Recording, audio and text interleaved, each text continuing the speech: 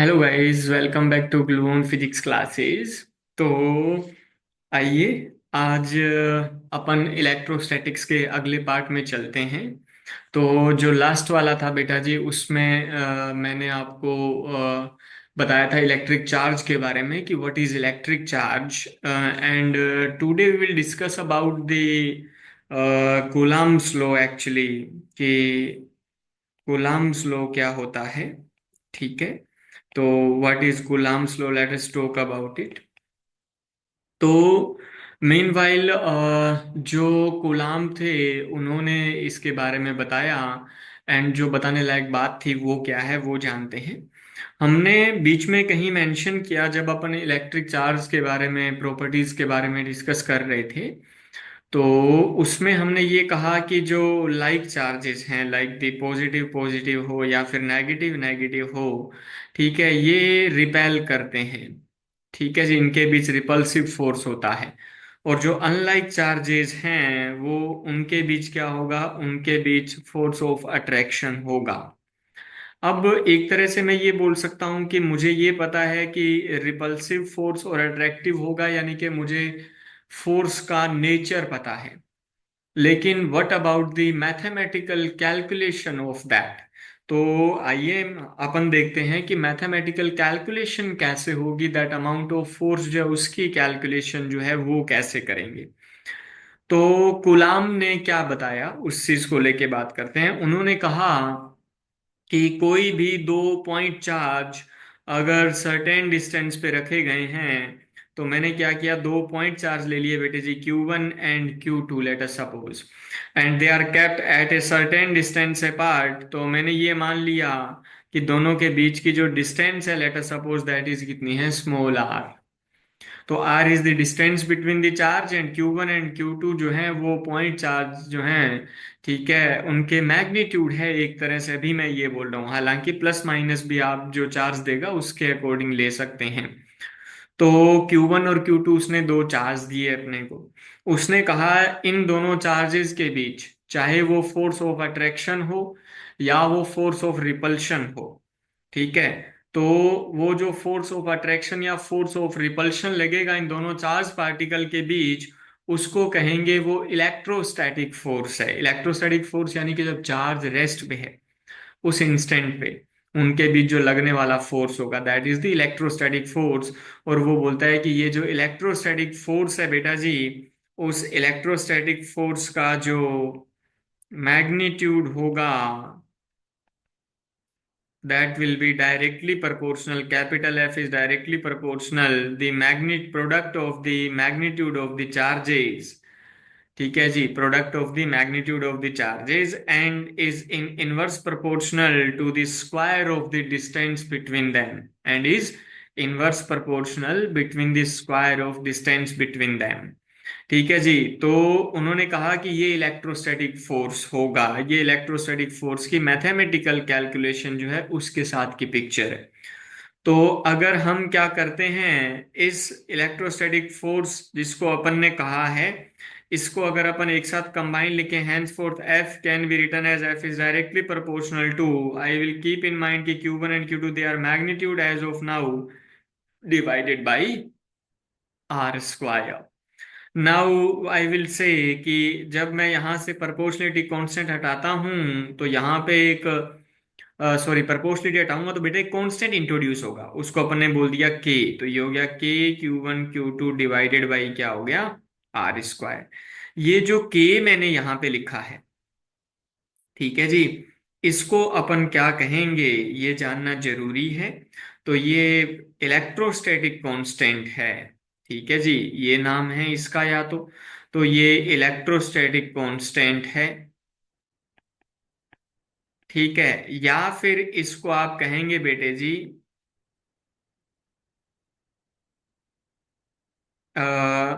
इसका एक जो इलेक्ट्रोस्टैटिक कांस्टेंट के अलावा इलेक्ट्रिक चार्ज कोफिशिएंट जो है वो भी बोल सकते हैं आप उसको, लेकिन वो बहुत ही रेयर यूज होता है, तो अपन इलेक्ट्रोस्टैटिक कांस्टेंट के साथ चलते हैं। ये जो के है, इसकी जो वैल्यू है, ठीक है, के को लिखते हैं बेटे जी 1/4 पाई एप्साइलन नॉट, और इसकी वैल्यू होती है 9 × 10⁻⁹। अगर मैं आपसे पूछूं इसकी यूनिट बताइए, तो के की यूनिट जाननी है बेटे, तो फोर्स की यूनिट तो क्या होगी, न्यूटन। ये आर यानी कि मीटर, स्क्वायर करेंगे तो मीटर स्क्वायर, तो ये इससे मल्टीप्लाई हो गया, तो न्यूटन इंटू मीटर स्क्वायर। ये भी चार्ज है, ये भी चार्ज है, कुलाम इंटू कुलाम इज कुलाम स्क्वायर, तो ये हो गया डिवाइडेड बाई कुलाम स्क्वायर। तो 9 × 10⁻⁹ newton into metre square upon क्या लिखेंगे, कुलाम स्क्वायर। तो ये इलेक्ट्रोस्टैटिक फोर्स कांस्टेंट है जिसकी वैल्यू 9 × 10⁹ न्यूटन मीटर स्क्वायर पर कूलम स्क्वायर होती है। ठीक है, अब ये एप्सिलॉन नोट क्या है, इस पे भी अपन बात करेंगे, ठीक है, दैट इज ओके। तो पहले अपन इसको कन्वर्ट कर लेते हैं, कैसे, 9 × 10⁻⁹ न्यूटन को डाइन में कन्वर्ट कर लेते हैं। 1 न्यूटन इज 10⁻⁵ डाइन। मीटर को सेंटीमीटर में कन्वर्ट कर लेते हैं।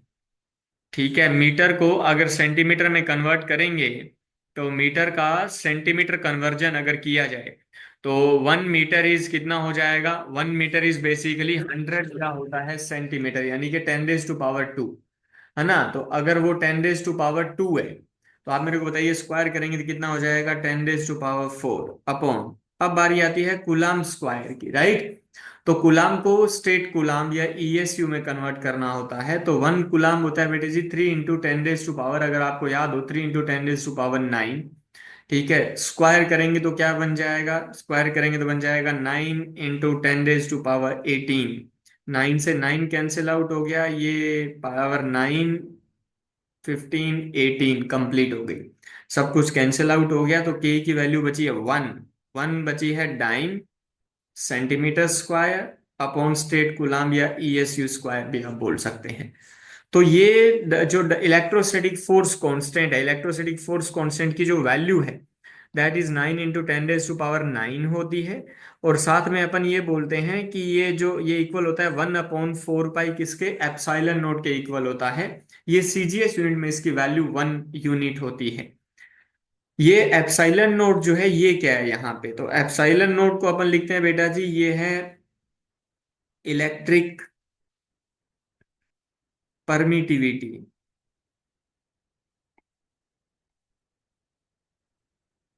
इलेक्ट्रिक परमिटिविटी है ये, ठीक है। तो अपन ये बोलते हैं कि electric permittivity, sorry, electric permittivity की वैल्यू कितनी होगी, तो आप चाहें तो value you can find out from there. तो इसकी वैल्यू होती है 8.85 × 10⁻⁻12। ठीक है, अगर मैं आपसे कहूं कि आप इसकी यूनिट बताइए क्या होगी, तो एप्सिलॉन नोट की यूनिट जस्ट उसका रेसिप्रोकल है के का, दैट इज कितना हो जाएगा, coulomb square upon Newton into क्या लिखेंगे, मीटर स्क्वायर।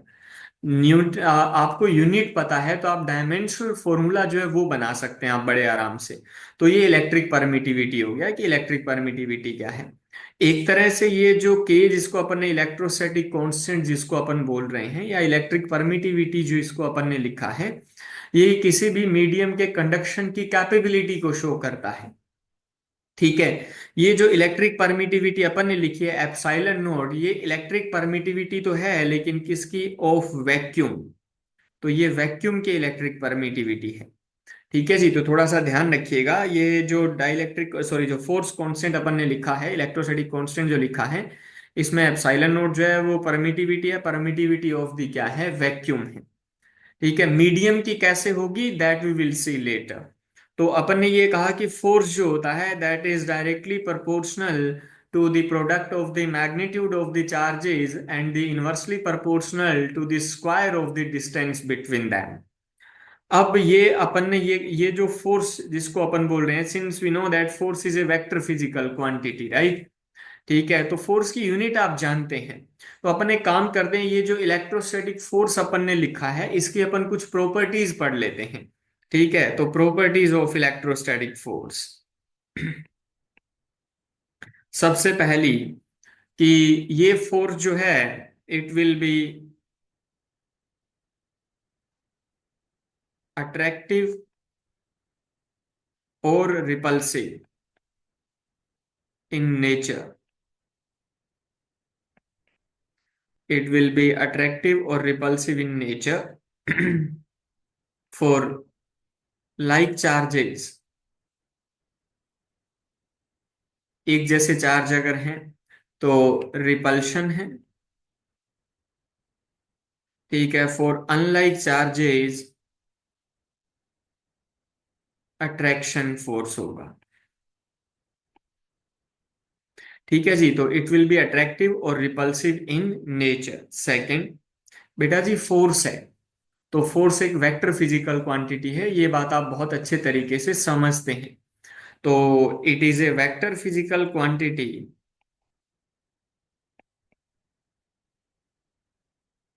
बेटा जी अगर ये एक वेक्टर फिजिकल क्वांटिटी है तो we need to know the vector form of this force. तो let us suppose again there are 2 point charges Q1 and Q2 and they are kept at a certain distance apart which is r। ठीक है जी। तो अगर अपन अब बोल रहे हैं कि अगर एक वेक्टर फिजिकल क्वांटिटी है, तो बच्चा वेक्टर फिजिकल क्वांटिटी है तो फोर्स को वेक्टर फॉर्म में रिप्रेजेंट करने के लिए हमें ये पता होना चाहिए कि Q1 और Q2 के बीच जो फोर्स है वो अट्रैक्टिव है या रिपल्सिव है। तो अगर आप ये मान के चलते हैं कि दोनों लाइक चार्जेस हैं, late us suppose positive positive और नेगेटिव नेगेटिव, आप कुछ भी ले सकते हैं, तो Q1 Q2 को क्या करेगा, रिपेल करेगा। तो Q1 जो Q2 पे फोर्स लगाएगा वो लगाएगा इस डायरेक्शन में, राइट। तो ये फोर्स लग रहा है फर्स्ट चार्ज की वजह से सेकंड पे। तो एक काम करते हैं, स्टैंडर्ड इस बना लेते हैं, force at the second due to first. ठीक है, F2 लिखा है मतलब फोर्स एट Q2, वन बाद में लिखा है इसका मतलब ड्यू टू वन। तो F21 क्या है उसको अपन डिफाइन कर देते हैं। F21 है बेटा जी यहाँ पे force at Q2 due to Q1। F12 अगर लिखना चाहे तो आइए F12 बनाते हैं। F12 का मतलब है वन पे जो फोर्स लगेगा टू की वजह से, तो that is repulsive in nature, तो ये आ गया बेटे जी F12। ठीक है, तो इसे अपन ने लिखा force at Q1 due to क्या आ जाएगा Q2। ठीक है जी। अब जो ध्यान देने वाली बात है इसमें, F12 और F21 as you can see they will be equal in magnitude. ठीक है, इक्वल अमाउंट ऑफ फोर्स लगेगा, यानी कि Q1 जितना फोर्स Q2 पे लगाएगा उतना ही फोर्स Q2 किस पे लगाएगा, Q1 पे लगाएगा। यानी कि magnitude wise F12 is equal to क्या है बेटे जी F21। एक तो मैग्नीट्यूड वाइज ये इक्वल है। अगर मैं डायरेक्शन वाइज पूछूं तो ये अपोजिट है, यानी कि अगर मैं वेक्टर लगा दूं F12 वेक्टर लिख दूं तो वो इक्वल होगा बेटे जी किसके, माइनस ऑफ F21 वेक्टर के, क्योंकि दोनों की डायरेक्शन कैसी है, एक दूसरे के अपोजिट है। तो दे आर अपन ये बोलते हैं ऐसे फोर्सेस जो मैग्नीट्यूड वाइज इक्वल और डायरेक्शन वाइज अपोजिट हो, as well as different objects पे एक्ट करते हो। ठीक है, उनको अपन बोलते हैं वो एक्शन रिएक्शन पेयर में प्रोड्यूस होते हैं। तो ये हमेशा एक्शन रिएक्शन पेयर में आता है, चाहे वो अट्रैक्टिव हो चाहे वो रिपल्सिव हो, डजेंट मैटर, ये हमेशा क्या आएगा, एक्शन रिएक्शन में। जैसे मान लीजिए कि सर ये पॉजिटिव चार्ज है और ये नेगेटिव है, तो अट्रैक्शन होगा। तो Q2 Q1 को क्या करेगा, अट्रैक्ट करेगा, वैसे ही Q1 भी Q2 को क्या करेगा, अपनी ओर अट्रैक्ट करेगा। तो अभी भी देखिए दोनों का मैग्नीट्यूड तो इक्वल है लेकिन डायरेक्शन इट इज स्टिल क्या है, अपोजिट। तो इलेक्ट्रोस्टैटिक फोर्स जो है वो हमेशा एक्शन रिएक्शन पेयर में प्रोड्यूस होता है। तो पहले इसकी वेक्टर फॉर्म जो है वो लिख लेते हैं कि वेक्टर फॉर्म कैसे आएगी। तो आइए देखते हैं कि वेक्टर फॉर्म कैसे बनाते हैं इसकी। तो वेक्टर फॉर्म, तो देखिए बच्चा वेक्टर फॉर्म कैसे होगी। तो let us suppose there is a coordinate system and 2 point charges which are named as Q1 and Q2 which are kept at a certain distance apart, और you can say somewhere। तो ये x है ये y है, मैं z बना नहीं सकता यहाँ पे, एक 3 डायमेंशनल फोटो। मान लेते हैं कि Q1 यहाँ रखा गया है। अब एक बात बताइए, अगर Q1 यहाँ रखा गया है तो मैं ये बोल रहा हूँ कि अगर ओरिजिन से आप क्या करते हैं, Q1 को मिला दें अगर। ठीक है, तो ओरिजिन से अपन ने मिला दिया बेटे जी इसको।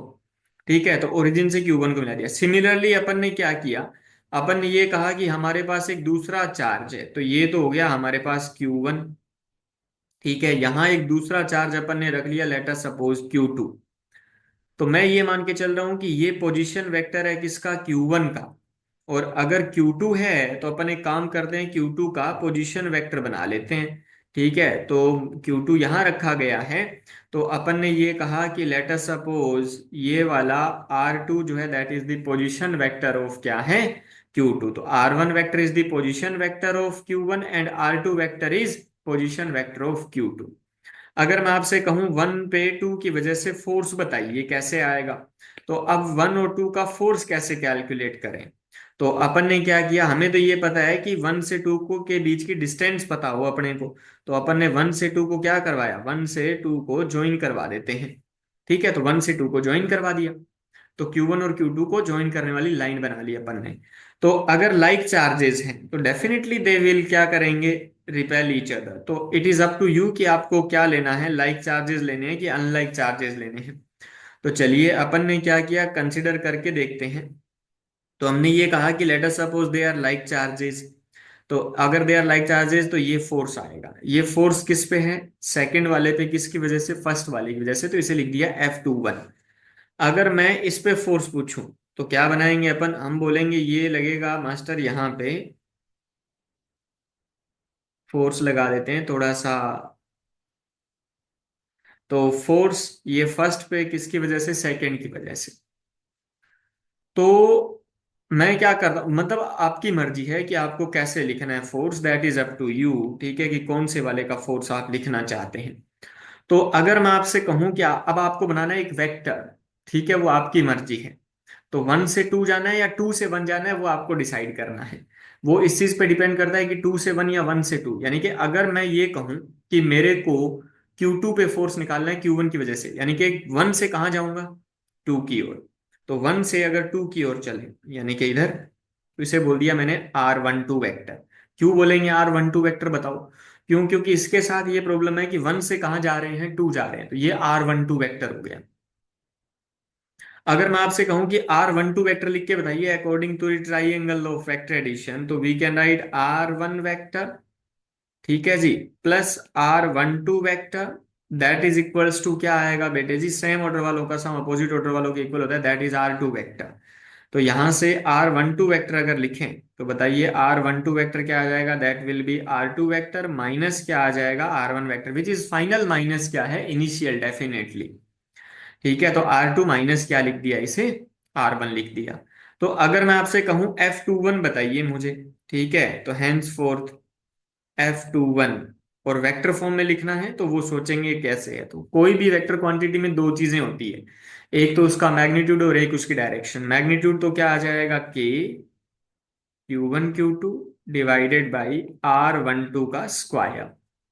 ठीक है, अब R12 का स्क्वायर ऐसे लिखने की बजाय, सिंस वो एक वेक्टर था, तो आप बेहतर है कि इसको ऐसे लिख दें, R12 का मैग्नीट्यूड और इसका क्या कर दिया, स्क्वायर। ये तो पूरा इस फोर्स का सिर्फ क्या आया है, मैग्नीट्यूड आया है। अब बारी है डायरेक्शन की। As you can C F21 और R12 की डायरेक्शन कैसी है, वो सेम है। अगर डायरेक्शन सेम है बेटे जी, तो आप यहां लिख देंगे कि तुम कौन हो, तुम R12 वेक्टर हो। तो लिख दिया R12 वेक्टर। इसको आप चाहें तो R2 माइनस R1 वेक्टर भी लिख सकते हैं। तो ये F21 हो गया। अगर मैं आपसे कहूं F12 वेक्टर लिख के दिखाइए, तो F12 वेक्टर क्या आ जाएगा, मैग्नीट्यूड वाइज सेम, के Q1 Q2 डिवाइडेड बाई क्या आएगा, R12 वेक्टर लिख सकते हैं। ठीक है, इसके मैग्नीट्यूड का स्क्वायर, लेकिन 12 की डायरेक्शन, F12 की डायरेक्शन R12 के जस्ट अपोजिट है, तो आप क्या कहेंगे, R12 वेक्टर। अब ध्यान किस चीज का रखना है वो मैं आपको बताता हूं, लेकिन अपोजिट डायरेक्शन है तो माइनस लगा दिया। अब देखिए मैं बार बार बोल रहा हूं कि ये मैग्नीट्यूड है बेटे जी और ये डायरेक्शन है। तो डायरेक्शन को वेक्टर से रिप्रेजेंट थोड़ी ना करते हैं। डायरेक्शन के लिए किसका इस्तेमाल होता है, यूनिट वेक्टर का, और यूनिट वेक्टर के लिए किसका इस्तेमाल करते हैं, कैप का इस्तेमाल करते हैं। तो ये हो गया। तो मैं आपको दिखाता हूं कि ये क्या है, ये है बेटा जी K Q1 Q2 upon R12 vector को, क्या R12 वेक्टर क्या होगा, R2 माइनस R1, तो ये R2 माइनस R1 का क्या है, होल स्क्वायर है। तो R2 vector minus R1 vector mode इसका होल स्क्वायर। ये R12 कैप जो लिखा है उसको कैसे लिखेंगे, कोई भी वेक्टर यूनिट वेक्टर होता है वेक्टर, तो R2 minus R1 upon magnitude of it, that is R2 minus R1 का मैग्नीट्यूड हो गया। तो नीचे जहां स्क्वायर है उसकी जगह क्या बन जाएगा, क्यूब बन जाएगा। As you can see these both of them the forces they are opposite in direction to each other. तो मैग्नीट्यूड वाइज वो इक्वल होंगे, और डायरेक्शन वाइज वो क्या होंगे, अपोजिट होंगे, इसीलिए अपन बोलते हैं कि ये कैसा है, ये जो है वो एक्शन रिएक्शन पेयर में आएंगे। तो थोड़ा सा ध्यान रखेंगे कि वेक्टर फिजिकल क्वांटिटी है फोर्स, और ये एक्शन रिएक्शन के पेयर में हमेशा प्रोड्यूस होते हैं। ठीक है जी। तो ये आ गया मेरे पास इसका वेक्टर फॉर्म, की वेक्टर फॉर्म क्या है। चलिए आगे चलते हैं। नेक्स्ट अपन बात करते हैं प्रिंसिपल ऑफ सुपरपोजिशन। चलिए late us talk about what is the principle of superposition. तो प्रिंसिपल ऑफ सुपरपोजिशन क्या स्टेट करता है, वो ये बोलता है the net force at any charge is given as the vector sum of the forces acting at that charge due to other individual charges।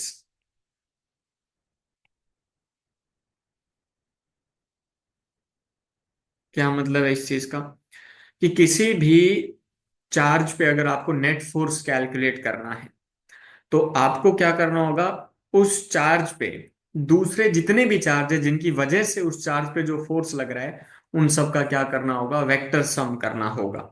तो what I mean is कि net force at any charge is always given as force due to the first charge plus force due to the second charge plus force due to the third charge. It is very, ठीक है, common thing. ठीक है, सीधी सी बात है कि अगर किसी पे नेट फोर्स निकालना है तो उस पे जितने भी फोर्सेस लग रहे हैं उन सारे फोर्सेस का क्या करना होगा, आपको वेक्टर सम करना होगा। ठीक है, तो यही क्या है, प्रिंसिपल ऑफ सुपरपोजिशन है, इसी को अपन प्रिंसिपल ऑफ सुपरपोजिशन बोलते हैं। नेक्स्ट इज, कहीं अपन ने प्रिंसिपल ऑफ सुपरपोजिशन में वो ये भी, चलो एक काम करते हैं इसी में मैं बता देता हूं। The force acting between two point charges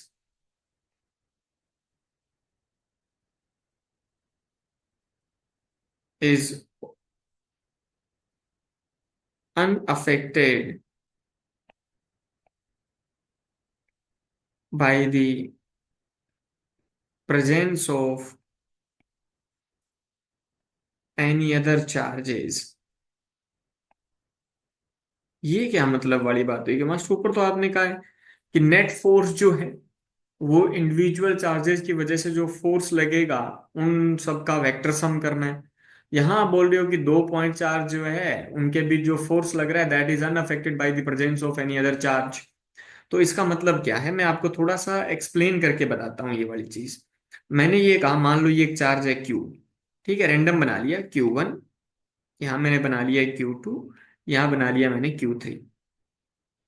मान लेते ये मान लेते हैं Q4, चलो चार चार्ज हैं।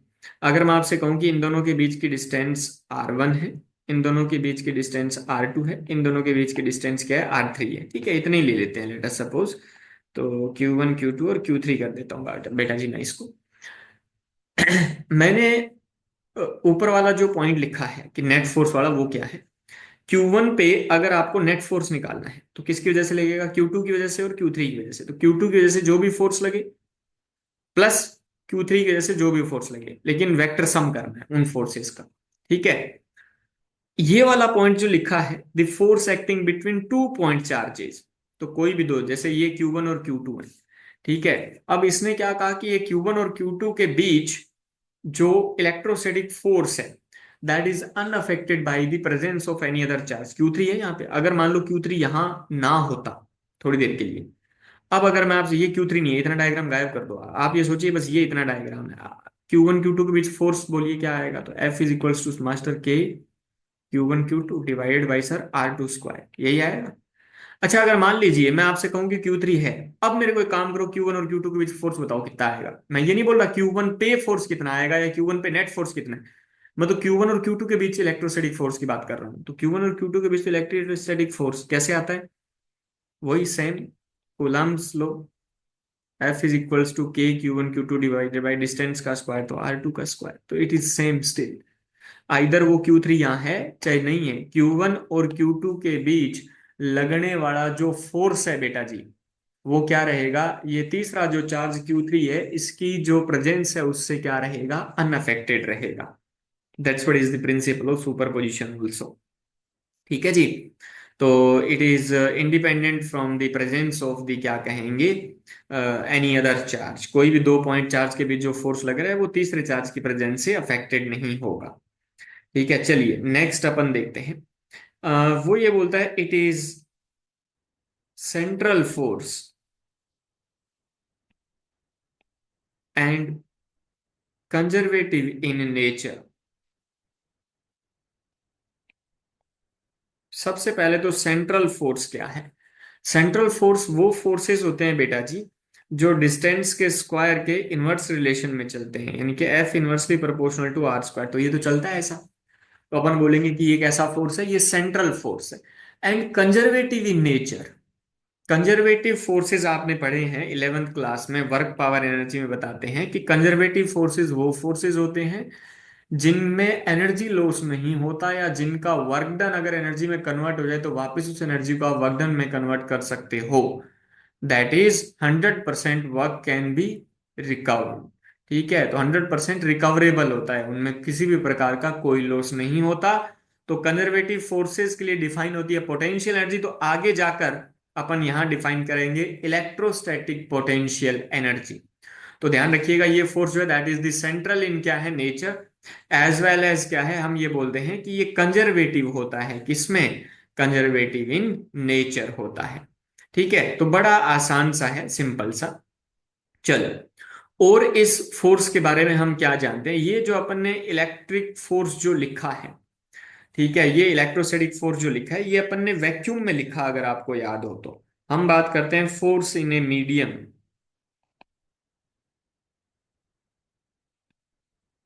यानी कि दो पॉइंट चार्ज अगर किसी मीडियम में रखे हो, तो लेट अस सपोज एक पॉइंट चार्ज Q1 है, एक Q2 है, ये R डिस्टेंस पे रखे हैं।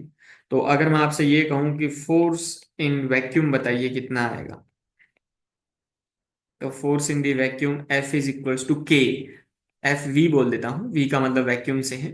तो कूलम्ब्स लॉ के अकॉर्डिंग के क्या होता है बेटे जी, 1/4 पाई एप्सिलॉन नॉट। ठीक है, into Q1 into Q2 divided by क्या हो जाएगा, आर स्क्वायर।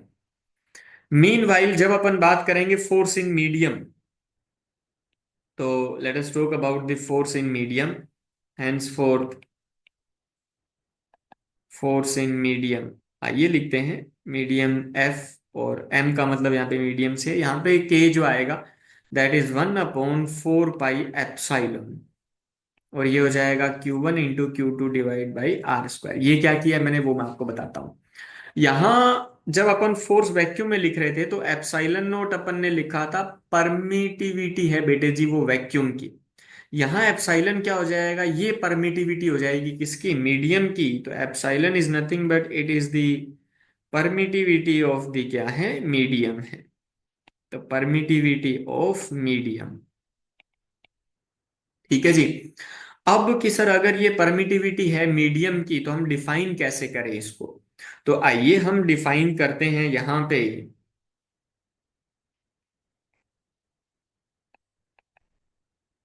रिलेटिव परमिटिविटी,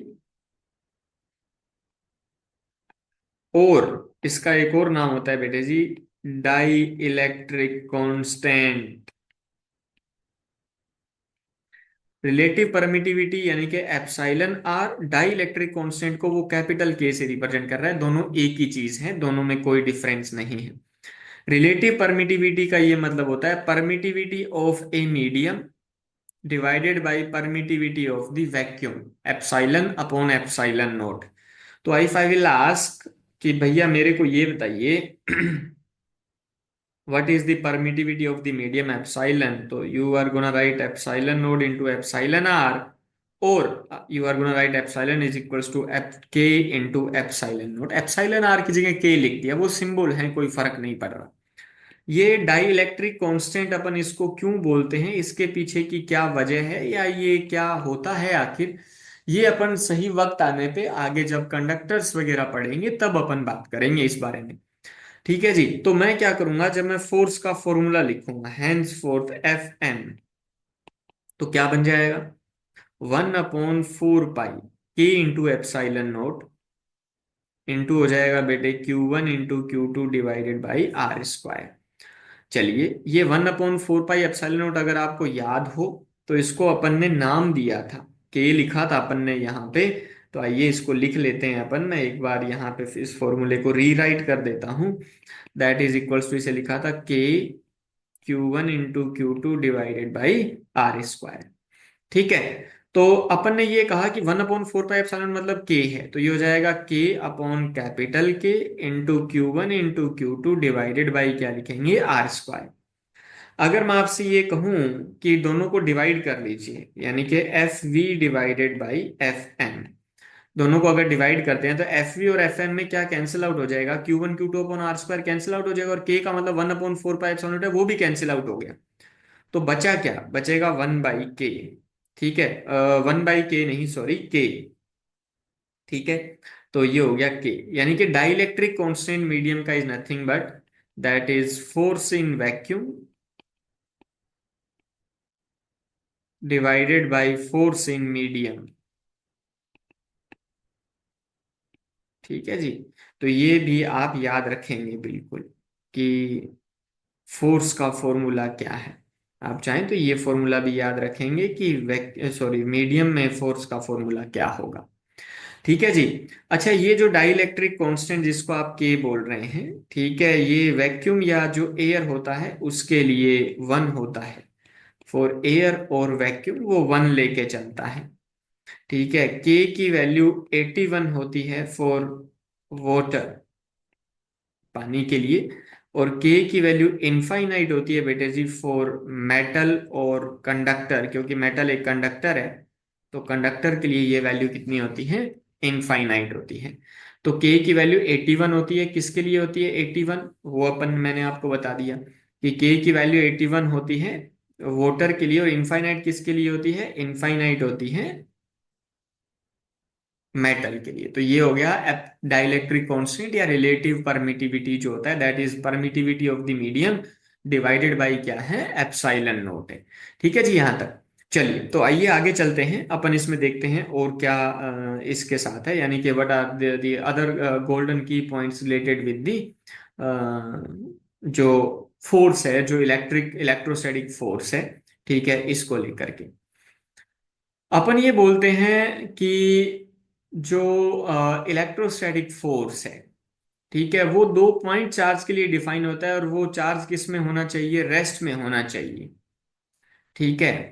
तो अगर आपको किसी ऐसे ऑब्जेक्ट के लिए लगाना है जो पॉइंट साइज का नहीं है, तो you need to keep in mind कि आप उसका जो पूरा जो चार्ज है, you can assume concentrated at its at that centre, तभी आप क्या कर सकते हैं, लगा सकते हैं जो कूलाम्ब्स लॉ है। मैं बताता हूँ, मैं जस्टिफाई करता हूँ, मैं बताता हूँ आपको मेरे कहने का मतलब क्या है। भाई मैं ये लगा रहा हूँ के Q1 Q2 upon are square, तो Q1 और Q2 यानी कि पॉइंट चार्जेज है वो मेरे लिए।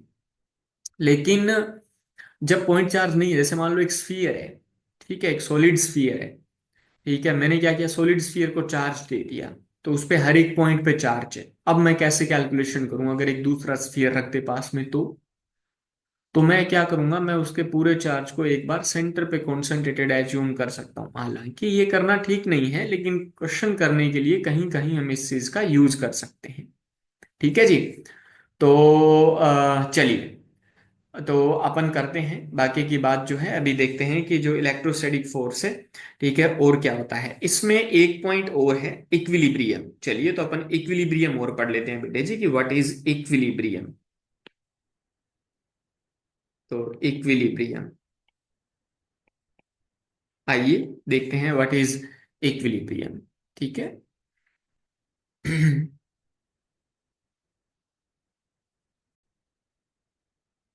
तो अपन बात कर रहे हैं बेटा जी इक्विलिब्रियम के बारे में। अब इक्विलिब्रियम क्या है?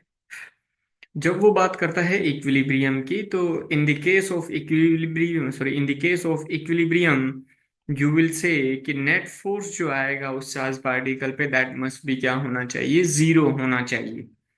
तो अपन बोलते हैं कि वो जो चार्ज पार्टिकल है वो किस में होगा? इक्विलिब्रियम में होगा। अगर सिस्टम ऑफ चार्ज पार्टिकल है और वो अगर रेस्ट में है, तो उसका मतलब है हर एक चार्ज पार्टिकल पे net force due to other क्या आना चाहिए? जीरो आना चाहिए। तो नेट फोर्स जीरो का मतलब क्या होता है? इक्विलिब्रियम होता है बेसिकली। तो ये इक्विलिब्रियम सिंपली मतलब जो आपने अभी तक पढ़ते आए हैं कि नेट फोर्स मस्ट भी क्या होना चाहिए? जीरो। एक चीज और कि दो पॉइंट चार्जेस के बीच जो फोर्स लग रहा है किसी भी मीडियम में, जो नेट फोर्स एक्ट करता है, उसकी डिपेंडेंसी वो मीडियम पे डिपेंड करती है। लेकिन उनके बीच जो लगने वाला इलेक्ट्रोस्टैटिक फोर्स है, ठीक है, एक की वजह से दूसरे पे जो लग रहा है, ठीक है, वो मीडियम की प्रेजेंस से अनअफेक्टेड रहता है, यानी कि उसको मीडियम से कोई भी लेना देना नहीं है। तो नेट फोर्स जो है वो अफेक्ट होता है, लेकिन एक चार्ज पार्टिकल का दूसरे चार्ज पार्टिकल पे लगने वाला जो फोर्स है, ठीक है, उसको मीडियम की प्रेजेंस से कोई मतलब नहीं होगा। तो अपन जो फॉर्मूला लिखते हैं वो नेट फोर्स के लिखते हैं कि मीडियम में जो फोर्स है उसकी वजह से फॉर्मूला, उसकी वजह से मैग्नीट्यूड क्या आएगा फोर्स का। चलो, अब बारी आती है कुछ सिस्टम की। ठीक है, कुछ ऐसे सिस्टम जो होते हैं, तो जैसे मान लीजिए सस्पेंडेड सिस्टम हो, या कभी कभी होता है कि वो ऑसिलेटरी मोशन करवाता है चार्ज पार्टिकल को। तो अपन सबसे पहले कुछ एक बेसिक क्वेश्चंस जो हैं वो कर लेते हैं, ठीक है, फोर्स पे, कि बेसिक क्वेश्चंस किस टाइप से बनते हैं। चलिए आइए देखते हैं कि किस टाइप की क्वेश्चन फ्रेमिंग होती है। लेट अस सपोज उसने ये कहा, if the force acting between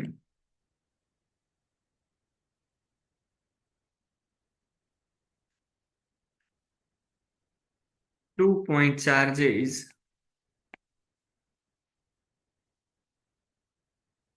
is capital F when they are kept r distance apart in vacuum।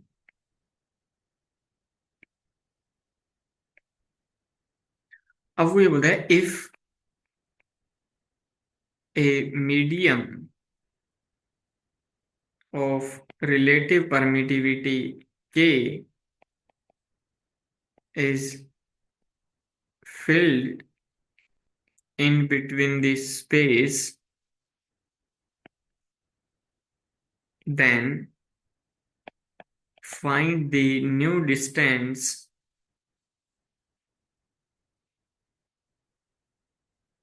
between the charges so that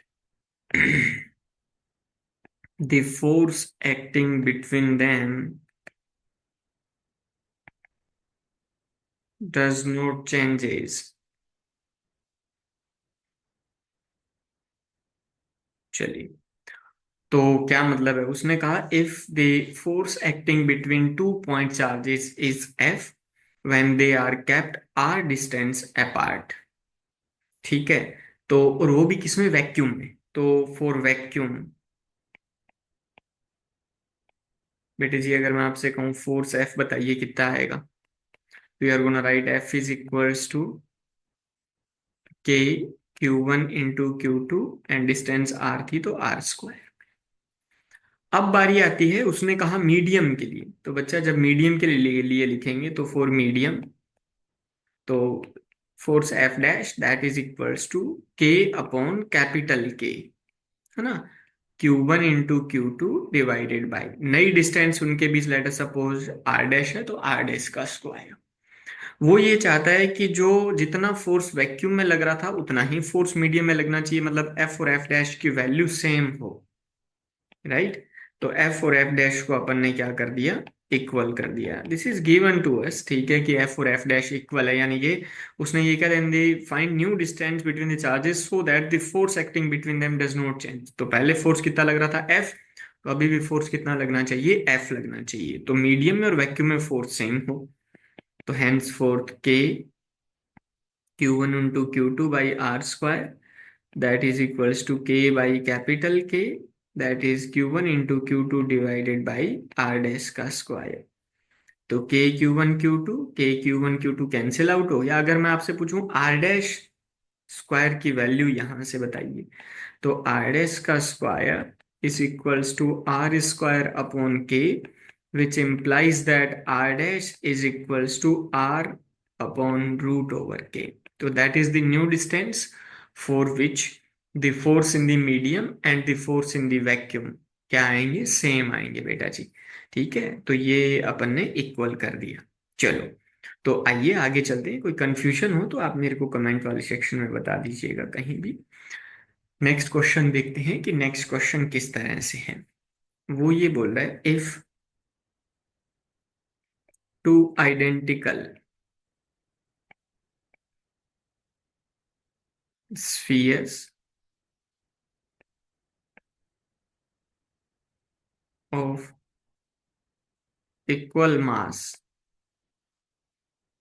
and charge are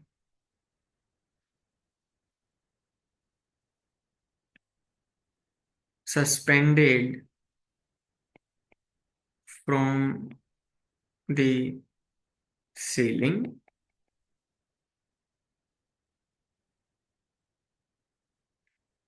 from a common point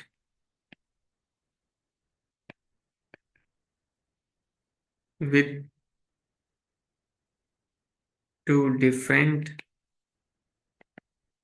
insulated strings, then the angle between the threads is found theta at equilibrium. Now the system is immersed into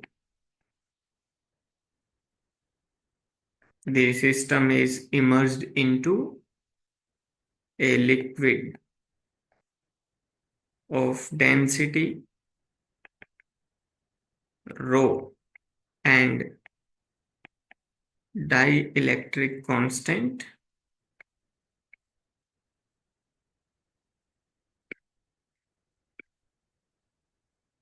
sigma. Density rho and dielectric constant sigma. Then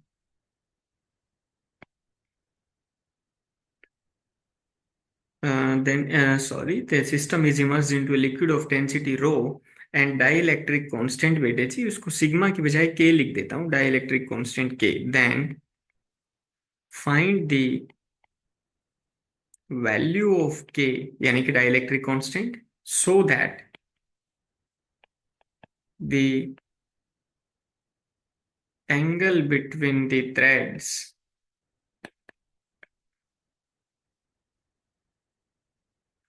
is theta again at equilibrium if density अपने को दी है, if density of spheres is sigma। चलिए जी, sphere की density sigma है, liquid की density rho है। हम question को थोड़ा पढ़ते हैं, काफी लेंदियर क्वेश्चन लग रहा है लेकिन इजी है। उसने कहा दो एक जैसे स्फीयर हैं, मतलब रेडियस की बात कर रहा है, of equal mass and charge, यानी कि मास भी दोनों का इक्वल है और चार्ज भी सेम दिया गया है, are suspended from ceiling from a common point. ठीक है, एक छत से लटकाए गए हैं कॉमन पॉइंट से, with two different insulated strings, दो अलग अलग इंसुलेटेड स्ट्रिंग से एक ही पॉइंट से हिंच कर दिया है उनको। Then the angle between the threads is found theta at equilibrium. अब थीटा एट इक्विलिब्रियम का क्या मतलब है बेटे जी, इस तरह की कहानी है, थोड़ा सा समझिए। बेसिकली हुआ क्या, ये कॉमन पॉइंट है छत का, मैंने एक तागा लिया और एक गोले को इससे बांध दिया, दूसरा तागा लिया इसी पॉइंट से दूसरे गोले को बांध दिया, देखो थोड़ा दूर बनाया है, ठीक है, लेकिन दोनों एक साथ एक ही पॉइंट पे। तो दोनों के बीच क्या है, सेम अमाउंट ऑफ क्या है, वी कैन से कि इक्वल चार्ज होने की वजह से, सेम लाइक चार्ज होने की वजह से they will repel each other. और दोनों स्ट्रिंग क्या करेंगे, दोनों स्ट्रिंग दूर होती जाएंगी एक दूसरे से, इस तरह से। तो ये बोल रहा है कि एट इक्विलिब्रियम, ठीक है, तो एट इक्विलिब्रियम उसने कहा कि दोनों जो स्ट्रिंग्स हैं उनके बीच का एंगल कितना है, थीटा है, that is okay. Late us suppose ये स्फीयर है, ठीक है जी, और ये एक दूसरा स्फीयर है, इस तरह से बना लिया बेटे अपन ने। दोनों के ऊपर लेट अस सपोज इसका मास m है, इसका मास भी m है, चार्ज q है और इसका चार्ज भी q है, और ये एंगल बिटवीन थ्रेड्स जो है दैट इज कितना है, थीटा। मान लेते हैं ये एज ऑफ नाउ इक्विलिब्रियम में है, अगर इक्विलिब्रियम में है तो let us suppose the separation between them is कितनी है, r, डायरेक्ट ऐसे ज्वाइन करें तो। अच्छा, यहां मैं मेंशन कर देता हूं नेग्लेक्ट ग्रेविटेशनल फोर्स, ठीक है जी, मतलब कौन सा ग्रेविटेशनल फोर्स, यानी कि ड्यू टू एक दूसरे की वजह से जो लगेगा उसको, जो अपने न्यूटन्स लॉ ऑफ ग्रेविटेशन पढ़ते हैं, F is equals to G m1 m2 upon are square वाला, उसको नेग्लेक्ट करने को बोल रहा है। अच्छा, क्या होगा क्या यहाँ पे, जो इक्विलिब्रियम है तो नेट फोर्स इस वाले पे भी क्या आना चाहिए, जीरो, और इस पे भी नेट फोर्स क्या आना चाहिए, जीरो, किसी भी एक पे कर लीजिए काम बन जाएगा। तो क्या करेंगे, तो सिंस ये थ्रेड के साथ हैंग किया गया है तो यहाँ टेंशन आएगी, late us suppose tension force को टी बोल दिया। एम मास है तो डाउनवर्ड डायरेक्शन में क्या लगेगा बेटे जी, एम जी, तो डाउनवर्ड डायरेक्शन में मैंने क्या लगा दिया, एम जी। मीनवाइल ये रिपल्सिव फोर्स एक्सपीरियंस कर रहा होगा इलेक्ट्रोस्टैटिक, तो इलेक्ट्रोस्टैटिक फोर्स को एफ ई बोल देते हैं ताकि हम कंफ्यूज नहीं हो। तो इक्विलिब्रियम अगर है तो डेफिनेट सी बात है, इक्विलिब्रियम है तो नेट फोर्स जीरो है, तो बैलेंस कंडीशन है तो ये मिड पॉइंट होगा एग्जैक्टली तो this will be half angle theta by two. अगर वो एंगल थीटा बाई टू है तो ये वाला एंगल भी थीटा बाई टू होगा, तो टी का जो वाला component will be T cos theta by two, और टी का इस डायरेक्शन में कंपोनेंट आएगा that will be T sine theta by two. अगर नेट फोर्स जीरो है तो horizontal force as well as the vertical direction में जो नेट फोर्स है दैट मस्ट बी जीरो। तो एट इक्विलिब्रियम जिसकी मैं बात कर रहा था, मैंने कहा था नेट फोर्स जीरो होना चाहिए बेटा जी, तो वो स्टेट करेगा कि उसके according T sine theta by to जो है उसकी वैल्यू, तो ये प्लस एक्स की ओर है तो उसके अपोजिट डायरेक्शन में एफ ई है, तो इलेक्ट्रोस्टैटिक फोर्स के मैग्नीट्यूड वाइज इक्वल और डायरेक्शन वाइज अपोजिट। इधर आ जाएगा T cos theta by two, vertical upward आ जाएगा और डाउनवर्ड डायरेक्शन में क्या लग रहा है, एम जी लग रहा है। ठीक है, तो ये पिक्चर है। तो दोनों को डिवाइड कर लेते हैं थोड़ा सा। तो टी से T has been cancelled out, sine upon cos will be tan बेटा जी, तो ये हो जाएगा tan theta by two, that is equals to F E electrostatic force divided by m g. मैं यहाँ एफ ई की वैल्यू लिख देता हूँ, that is K Q one into Q two divided by कितना आएगा बेटे, आर स्क्वायर। अब उसने क्या किया, व्हेन इट इज इमर्स्ड, ठीक है, तो इसको एक सिस्टम को इमर्स कर दिया एक ऐसे लिक्विड में जिसकी डेंसिटी क्या दी है अपने को, रो दे रखी है। तो चलिए, when it is immersed into liquid, चलिए बच्चा, तो जब इमर्स कर देंगे तो क्या होगा, तो सिंस ऐसा ही कुछ फोटो बनने वाला है बेटे, तो मैं इसको कॉपी पेस्ट कर रहा हूँ, ठीक है, यहाँ से बाद में रफ कर दूंगा जो चीजें मेरे काम नहीं आएंगी। ठीक है, तो इस डायग्राम को एज इट इज मैंने यहाँ से कॉपी किया, व्हेन इट इज इमर्स, तो देखिए इमर्स करने के बाद क्या होगा, मैं आपको दिखाता हूँ। ये थ्रेड में टेंशन फोर्स टी है तो सेम टी रहेगा, लेकिन इसको टी डैश बोल देते हैं अभी के लिए। This will be T dash cos theta by two, T dash sine theta by two. Similar m g क्या लगेगा, सेम। इलेक्ट्रोस्टैटिक फोर्स अब चेंज हो जाएगा क्योंकि मीडियम में इमर्स किया है, तो मीडियम में फोर्स अलग होता है वैक्यूम की बजाय। इसे बोल दिया तुम एफ ई डैश हो, ठीक है जी, तो इसे बोल दिया एफ ई डैश। तो एफ ई डैश की वैल्यू लिख लेते हैं बेटे जी, that is K by capital K Q square upon are square. ठीक है, ये इलेक्ट्रोस्टैटिक फोर्स हो गया। तो फिर सर चेंज कहाँ आया, ठीक है, बदलाव किस चीज में है, चेंज किस चीज में है, तो एक फोर्स जिसको आप यहाँ भूल रहे हैं that is force of buoyancy. ठीक है, फोर्स ऑफ बॉयंसी या अपथ्रस्ट फोर्स जो होता है,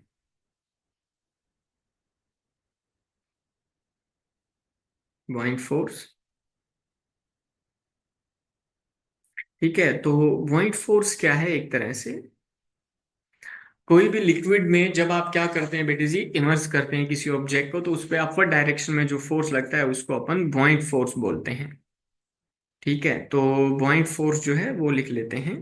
तो बॉइंट फोर्स अपन ने लिखा अपवर्ड डायरेक्शन में एक्ट करेगा, तो अपवर्ड डायरेक्शन में एक्ट करवा दिया, एफ बी। चलिए, बॉइंट फोर्स की वैल्यू जो है वो क्या होती है वो समझ लेते हैं, वो लिख लेते हैं। बॉइंट फोर्स का फॉर्मूला होता है बेटे जी, density of the liquid which is rho, volume of the object let us suppose that is V, into क्या हो गया, जी। यहाँ तक सही है, ऐसे ही चलते हैं। तो ये बॉइंट फोर्स हो गया यहाँ पे।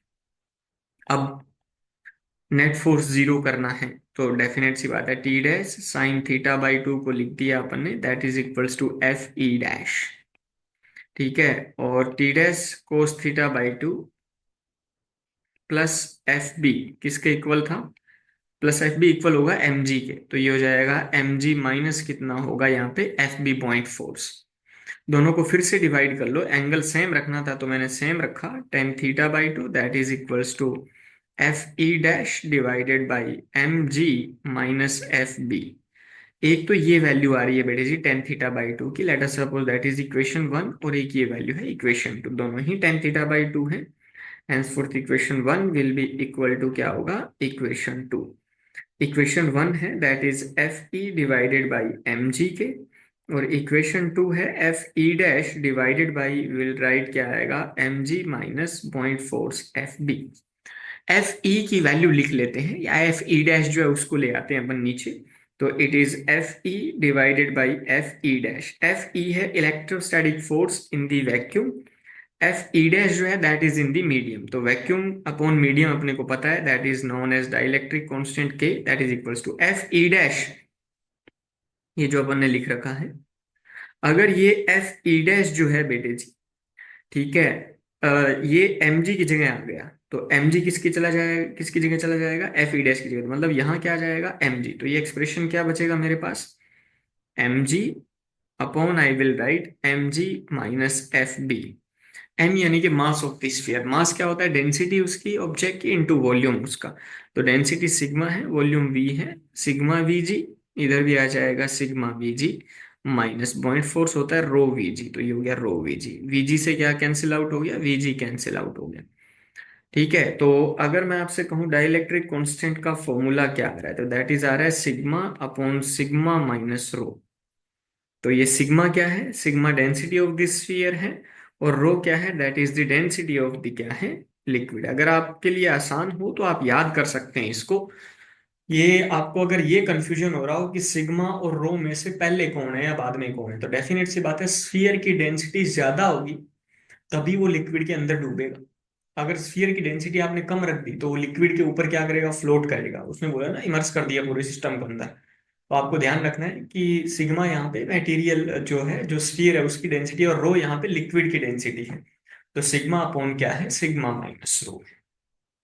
ठीक है जी, तो ये इसके साथ की पिक्चर है, यानी कि इस क्वेश्चन में क्या करना चाहिए था अपने को, वो वाली कहानी है बेटे। चलो आओ आगे चलते हैं और देखते हैं और क्या है। वो उसने क्वेश्चन दिया, late us suppose if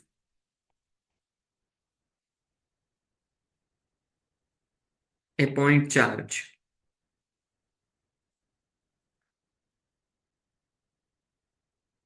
Q is kept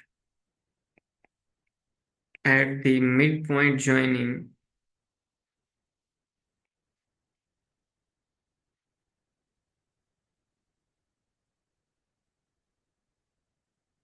at the midpoint joining the two identical charges capital Q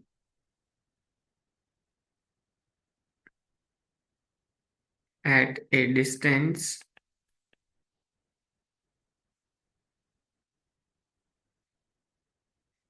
2a apart. if the charge, if the point charge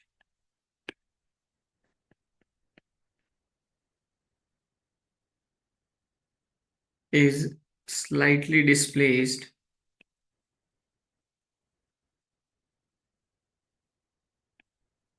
from its position and it starts oscillating, then find the direction of displacement and angular frequency of oscillation। चलो भैया आओ करते हैं, देखते हैं क्या है। उसने कहा if a point charge plus Q is kept at the mid point joining the two identical charge capital Q okay at a distance two a part, यानी कि दो पॉइंट चार्ज हैं जिनको कैपिटल क्यू नाम दिया है। ठीक है, तो ये कैपिटल क्यू है और ये भी कैपिटल क्यू है, सिमिलर लाइक चार्जेस हैं शायद।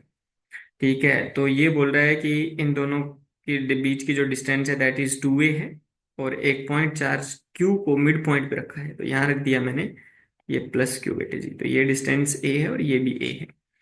ये बोल रहा है कि ये ऑसिलेशंस करना स्टार्ट कर देता है अगर आप इसको अपनी पोजीशन से क्या करते हैं, हटाते हैं।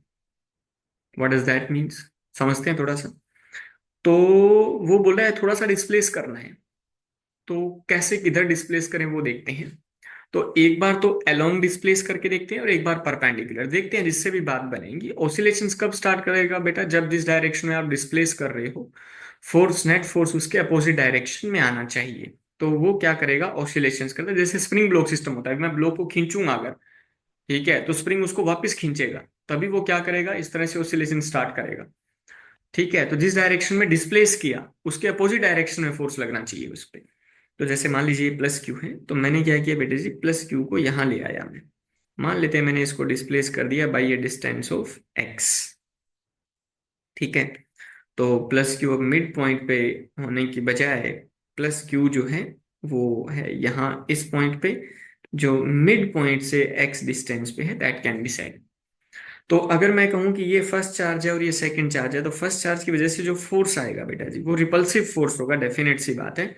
तो इस पे जो फोर्स लगेगा इधर लगेगा 1 की वजह से, और जो इधर लगेगा वो किसकी वजह से लगेगा, वो 2 की वजह से लगेगा, F2, क्योंकि वो भी दोनों लाइक चार्जेस हैं।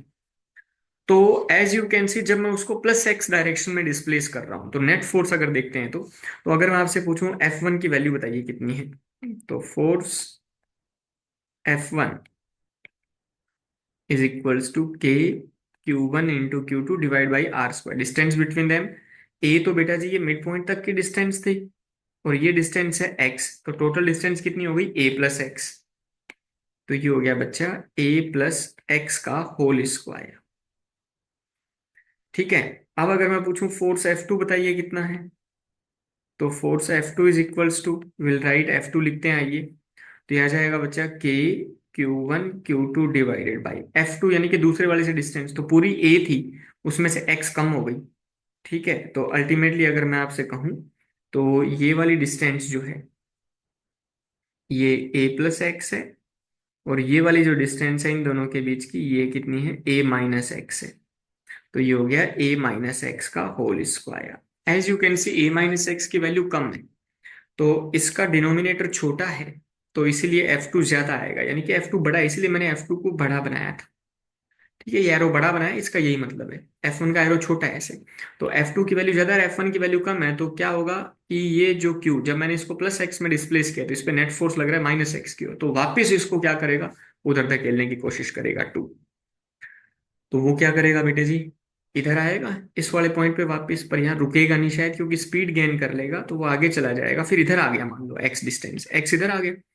तो अब F1 ये बड़ा है इतनी डिस्टेंस का, तो वो हो गया a माइनस एक्स, तो F1 हो जाएगा a माइनस, फिर F2 हो जाएगा a प्लस एक्स। तो F2 तो कम हो गया और F1 बड़ा हो गया। अगर F1 बड़ा हो गया तो बेटे जी वो यहाँ था और F1 इधर लग रहा है, तो अगर इसकी वैल्यू ज्यादा होगी और F2 की वैल्यू छोटी रह गई तो इधर लगेगा चार्ज पार्टिकल पे नेट फोर्स, तो वो चार्ज पार्टिकल जिधर आप उसको लेके जा रहे हो या डिस्प्लेस कर रहे हो, नेट फोर्स उसके उसके जस्ट अपोजिट डायरेक्शन में एक्ट कर रहा है। ठीक है, तो इसका मतलब ये अलोंग डिस्प्लेस करने पे क्या करेगा, find the direction of displacement, तो अलोंग द लाइन ज्वाइनिंग हो गया। ठीक है, तो along the line joining, along the line joining, तो लाइन ज्वाइनिंग है उसके अलोंग किया तो सही हो गया काम। अब नेट फोर्स अगर लिखते हैं, ऑसिलेशन है तो we need to write the net force, so net force F is equals to F2 की वैल्यू बड़ी है तो you are F2 minus F1, क्योंकि दोनों डायरेक्शन वाइज कैसे हैं, अपोजिट हैं। तो hence forth F is equals to F2 की value is K Q1 into Q2 divided by A minus x का whole square minus K Q1 into Q2 upon इसे लिखेंगे A प्लस एक्स का whole square. K Q common है तो common ले लिया, तो hence forth F is equals to K Q common है, इट इज 1/a - x का होल स्क्वायर माइनस 1/a+x का क्या है, होल स्क्वायर है। a - x और a+x है ना, तो बेटा जी अपन क्या करेंगे, सिंप्लीफाई कर लेते हैं। K Q1 into Q2 LCM ले लिया, तो a - b इंटू a+b कितना हो गया, a² - b² इसका हो गया होल स्क्वायर। इधर आ जाएगा a+x का होल स्क्वायर माइनस इधर आ जाएगा a - x का होल स्क्वायर। तो a प्लस बी का होल स्क्वायर होता है a² + b² + 2ab, तो a² + b² + 2ab लिख रहा हूं बस मैं। ठीक है, माइनस ये a - x का क्या होगा, a² + b² - 2ab, जब माइनस से मल्टीप्लाई करोगे देखो, -a² + a² minus b² + b² क्या, ये 2ab प्लस का है, ये माइनस माइनस ये भी प्लस का हो जाएगा, तो 2ab और 2ab कितना हो गया, 4ab। 4ab का मतलब है यहाँ पे b की जगह x लिखा हुआ है बेसिकली, तो ये हो गया 4ax। तो henceforth the value of f is equals to K Q1 Q2, तो ये K Q1 इंटू Q2, यहाँ बचा है 4a into x upon a² - x² की होल पावर कितनी है मेरे पास, सॉरी होल होल स्क्वायर है ना यहाँ पे, तो ये a² - x² का होल स्क्वायर, ये फोर्स है। अब मैं क्या करूंगा, यहाँ से a² कॉमन ले रहा हूँ, अगर a² कॉमन लूंगा तो क्या होगा, थोड़ा सा मैं एक साथ लिख लेता हूँ, तो 4KQQ इंटू ए एक्स अपॉन a² कॉमन लेंगे तो ये क्या बन जाएगा बेटे, a⁴ आ जाएगा बाहर, तो ये बन जाएगा 1 - x² अपॉन a² का होल स्क्वायर। अब हम क्या बोलते हैं, जब अपन इसको डिस्प्लेस करते हैं तो दैट इज स्लाइड डिस्प्लेसमेंट, और अगर स्लाइड डिस्प्लेसमेंट है तो x की वैल्यू बहुत कम है, when x is very less as compare to a, तो अपन बोल सकते हैं कि x² / a² को नेग्लेक्ट कर सकते हैं आप, तो समथिंग 1 - 0 इज 1, 1 का स्क्वायर विल बी 1, तो ये a⁴ a⁴ रह जाएगा यहाँ। तो f की नेट वैल्यू जो आएगी, f इज इक्वल्स टू आ रहा है मेरे पास 4KQQ upon a³ into x. जब आप पढ़ते हैं तो f is equals to kx formula होता है which is equal to ma।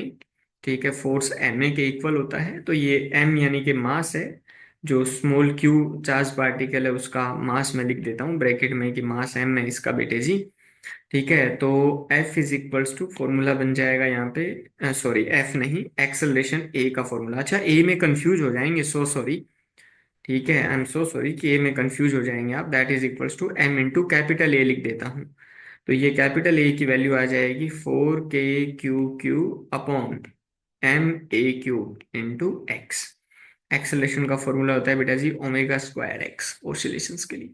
Small oscillations अगर SHM की बात करें तो hence for the value of omega angular frequency that is √4KQQ upon ma³, that is the answer. अगर time period पूछे तो time period t is equals to क्या होता है बच्चा, 2π/ω होता है, वो आप बता सकते हैं उसको।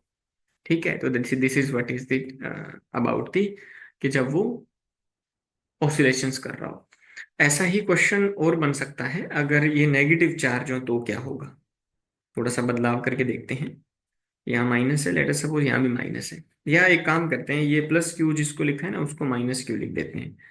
अगर उसको -q लिखा तो बेटे -q और ये q जो है अट्रैक्ट करेंगे, मतलब F1 और F2 की डायरेक्शन चेंज हो जाएगी, मैग्नीट्यूड तो यही रहेंगे लेकिन डायरेक्शन चेंज होगी।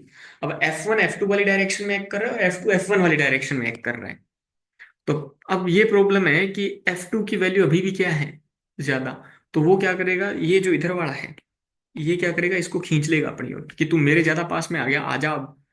ठीक है, क्योंकि वो अट्रैक्शन फोर्स है उनके बीच में, तो ये इधर ही डिस्प्लेस, जिस डायरेक्शन में डिस्प्लेस किया उसी डायरेक्शन में भाग गया वो तो ये तो प्रॉब्लम है। तो अपन क्या करेंगे, अलोंग द लाइन ज्वाइनिंग की बजाय क्या करेंगे, perpendicular to the line joining, मतलब इधर लेके अगर जाऊं तो मान लो कि मैं क्यू को यहाँ ले आया, माइनस क्यू को, तो ये इसको क्या करेगा, अट्रैक्ट करेगा, ये भी इसको क्या करेगा, अट्रैक्ट करेगा। तो दोनों मिलके नेट फोर्स इस डायरेक्शन में लगाएंगे, तो गया तो इस डायरेक्शन में था ऊपर की ओर, खींच के वापस आएगा नीचे की ओर। ठीक है, तो ये क्या करेगा, ऐसे। तो आपको ये वाला सेम क्वेश्चन ट्राई करना है। ठीक है, तो सिर्फ इस बात का मैं थोड़ा सा चेंज कर देता हूं, perpendicular to the line joining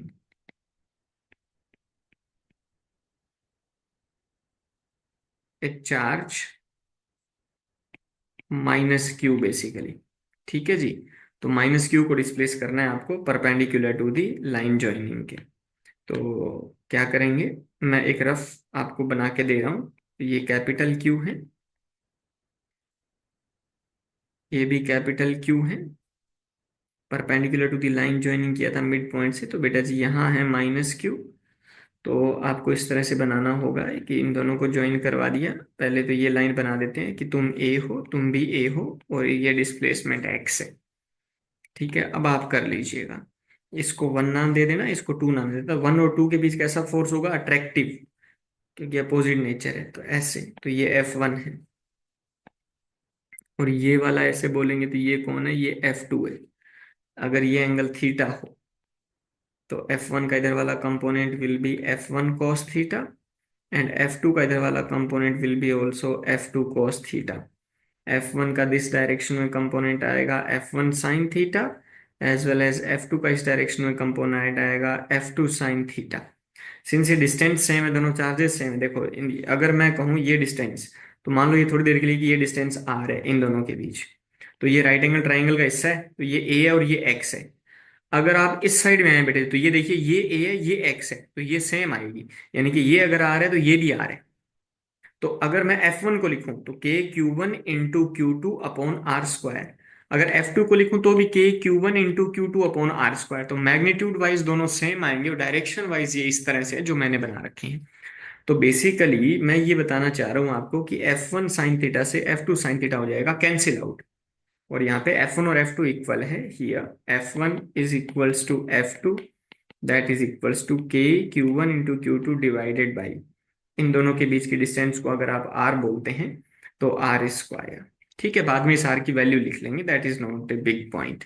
so net force F1 cos theta plus F2 cos theta, तो आप इसको 2F1 कोस थीटा भी लिख सकते हैं चाहें तो। 2F1 की value K Q one Q two divided by are square into cos theta की वैल्यू, कोस थीटा होता है बेटे बेस अपॉन हाइपोटेन्यूस। इफ अगर आप ध्यान से देखें तो ये थीटा है, तो इसके हिसाब से ये बेस है एक्स और हाइपोटेन्यूस है आर, तो एक्स बाई आर, ये कोस थीटा की वैल्यू हो गई। अब क्या करेंगे, hence for the net force is equals to, क्या आएगा बताइए, तो ये हो जाएगा 2 k Q divided by r cube into कितना हो गया एक्स। इस आर की वैल्यू लिखनी है बाद में, आइए आर की वैल्यू लिखते हैं कि आर कितना है। तो आर हाइपोटेनियस है, तो ए स्क्वायर प्लस एक्स स्क्वायर का अंडर रूट वो आर होगा। तो अंडर रूट का मतलब पावर 1/2, पावर 3 हो गई, तो पावर टोटल कितनी होगी 3/2। वो आर की वैल्यू निकालना आपको पता है, राइट एंगल ट्राइंगल है। तो ये हो गया A square plus X square power 3/2। अगर मैं ए स्क्वायर कॉमन ले लूँ तो ए स्क्वायर की पावर 3/2 क्या बन जाएगा, ए स्क्वायर है, इसकी पावर 3/2, टू से टू कैंसिल आउट, तो ए क्यूब बचा है। तो F net is equals to, अगर आप ध्यान से देखें तो ये बन जाएगा 2 k Q divided by A cube. बाकी आप जानते हैं कि जो अंदर बचा है वो है 1 + x² बाई a² इसकी पावर 3/2। फिर से x² बाई a² को नेग्लेक्ट करूंगा तो वो जीरो, उस टर्म को मैंने गायब कर दिया। ठीक है, तो नेट फोर्स ये आ रहा है, फिर से वही net force F is equals to M into A लिखेंगे। यहाँ से A इज इक्वल्स टू कितना आ जाएगा, 2 k Q upon ma³ into X, and that is equals to omega X. तो यहाँ से ओमेगा की वैल्यू कैलकुलेट हो जाएगी, hence for the value of omega √/2 2k/q divided by ma³, that is the answer. Time period आप जानते हैं 2π/ω होता है। तो बेटे जी ये बेसिक से क्वेश्चन है जो मैंने बताए हैं, ठीक है। और भी मैं आपको क्वेश्चन जो है वो बता दूंगा इसमें कि और किस टाइप से क्वेश्चन है, लेकिन अगर आपको इतने पार्ट में अगर कहीं भी दिक्कत लगे तो आप मेरे को कमेंट सेक्शन में बिल्कुल बता सकते हैं, उसमें कोई परेशानी नहीं है। थैंक यू सो मच, ठीक है, आपके कोऑपरेशन के लिए। अगर फिर भी कोई परेशानी आए तो आप बताइए। Thank you guys. चलिए तो अपन नेक्स्ट क्वेश्चन देखते हैं कि इसमें नेक्स्ट क्वेश्चन जो है वो क्या है। The next question is, if a point charge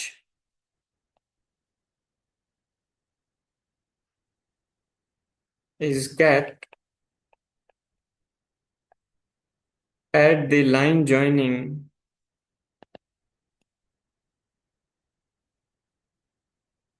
4 coulomb and 16 coulomb,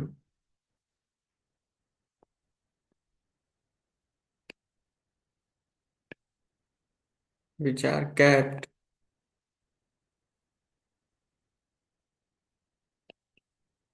at 25 centimeter, then find the equilibrium distance। चलिए तो देखिए, उसने कहा कि एक पॉइंट चार्ज है जो कहाँ रखा गया है, 4 कूलम्ब और 16 कूलम्ब दो चार्ज है, उनको ज्वाइन करने वाली लाइन पे रखा गया है। तो बेटे जी दो अपन ने क्या कर लिए, पहले चार्ज ले लेते हैं। तो ये वाला charge late us suppose 4 coulomb है, और एक चार्ज और जो है दैट इज ऑफ 16 कूलम्ब। ठीक है जी, तो ये 16 कूलम्ब का एक और चार्ज है, और ये 25 सेंटीमीटर की डिस्टेंस पे है। इन्होंने कहा कि इक्विलिब्रियम डिस्टेंस बतानी है, एक पॉइंट चार्ज रखना है अपने को, ठीक है, लाइन ज्वाइनिंग पे। तो मैंने लेटर सपोज यहाँ रख दिया, लाइन ज्वाइनिंग पे एक पॉइंट चार्ज मैंने रख दिया लेटर सपोज क्यू। तो लेटर सपोज 4 कूलम्ब से इसकी डिस्टेंस कितनी है बेटे जी, एक्स। तो 16 कूलम्ब से कितनी हो जाएगी, 25 - x, ये x सेंटीमीटर, और ये 25 - x सेंटीमीटर। उसने कहा दिस फोर्स, ये जो है ये किस पे होना चाहिए, इक्विलिब्रियम पे। The point charge must be at equilibrium. तो फॉर इक्विलिब्रियम नेट फोर्स जो आएगा स्मॉल क्यू पे, दैट मस्ट भी क्या आना चाहिए, 0। अब आपके पास क्या है, दो अलग अलग चार्ज है। लेट अस सपोज ये फर्स्ट है और ये सेकंड है। तो फर्स्ट की वजह से जो क्यू पे फोर्स लगेगा, लेट अस सपोज ये क्यू पॉजिटिव है तो रिपल्सिव फोर्स होगा, ये इसे बोल दिया F1। और इस पे रिपल्सिव फोर्स है तो इसे क्या बोल दिया अपन ने, F2। तो F1 और F2 डायरेक्शन वाइज ऑलरेडी क्या है, they are opposite. And magnitude wise क्या होने चाहिए, ये इक्वल होने चाहिए। तो I can write it like this, net force F1 - F2 that is equals to क्या लिखूंगा, 0। क्यों, क्योंकि F1 को अगर पॉजिटिव लेंगे तो F2 को क्या लेना पड़ेगा, negative. Force is a vector physical quantity. तो चलिए, तो यहां से अपन ये लिख सकते हैं कि F1 इक्वल आएगा मैग्नीट्यूड वाइज F2 के, F1 की वैल्यू that is K into Q1 into Q2 divide by are square. Distance इनके बीच की x है तो x का स्क्वायर। इसको मीटर में चेंज करने की जरूरत नहीं है, क्योंकि दूसरी तरफ जो है वो भी सेंटीमीटर में है, तो it will get cancelled out. तो K इंटू ये आ गया 16 into Q, K Q1 Q2 divide by are square, that is 25 - x का होल स्क्वायर। के क्यू से ये के क्यू कैंसिल आउट हो गया। 4 और 16 कितना रह गया बेटे जी, ये हो गया 4। तो अल्टीमेटली मेरे पास ये बचा है 25 - x का होल स्क्वायर अपॉन क्या लिखेंगे आप, x square, that is equals to 4। Mathematics के अकॉर्डिंग अगर अपन स्क्वायर रूट लें तो 25 - x अपॉन एक्स, 4 का स्क्वायर है इक्वल टू है, तो प्लस माइनस क्या आएगा, 2। तो +2 और -2। तो अपन क्या करते हैं, +2 और -2 दोनों अलग अलग ले लेते हैं, इसमें देखते हैं एक्स की वैल्यू क्या आती है। तो एक बार अपन +2 लेके सोल्व करते हैं, तो ये आ जाएगा 25 - x upon x that is equals to 2। और एक बार माइनस लेके करते हैं तो 25 - x upon x that is equals to -2। तो यहाँ से क्या पता चलेगा, ये हो गया जी 25 - x is equals to 2x।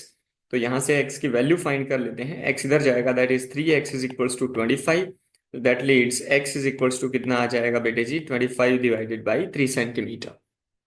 दूसरी तरफ जहाँ नेगेटिव है, तो यहाँ अगर सिंप्लीफाई करें अपन, तो henceforth it will be 25 - x is equals to कितना होगा, -2x। इधर ले चलते हैं इसको, इसको इधर ले चलते हैं 25 को। तो 2x - x that is x, x is equals to कितना आएगा, -25 सेंटीमीटर।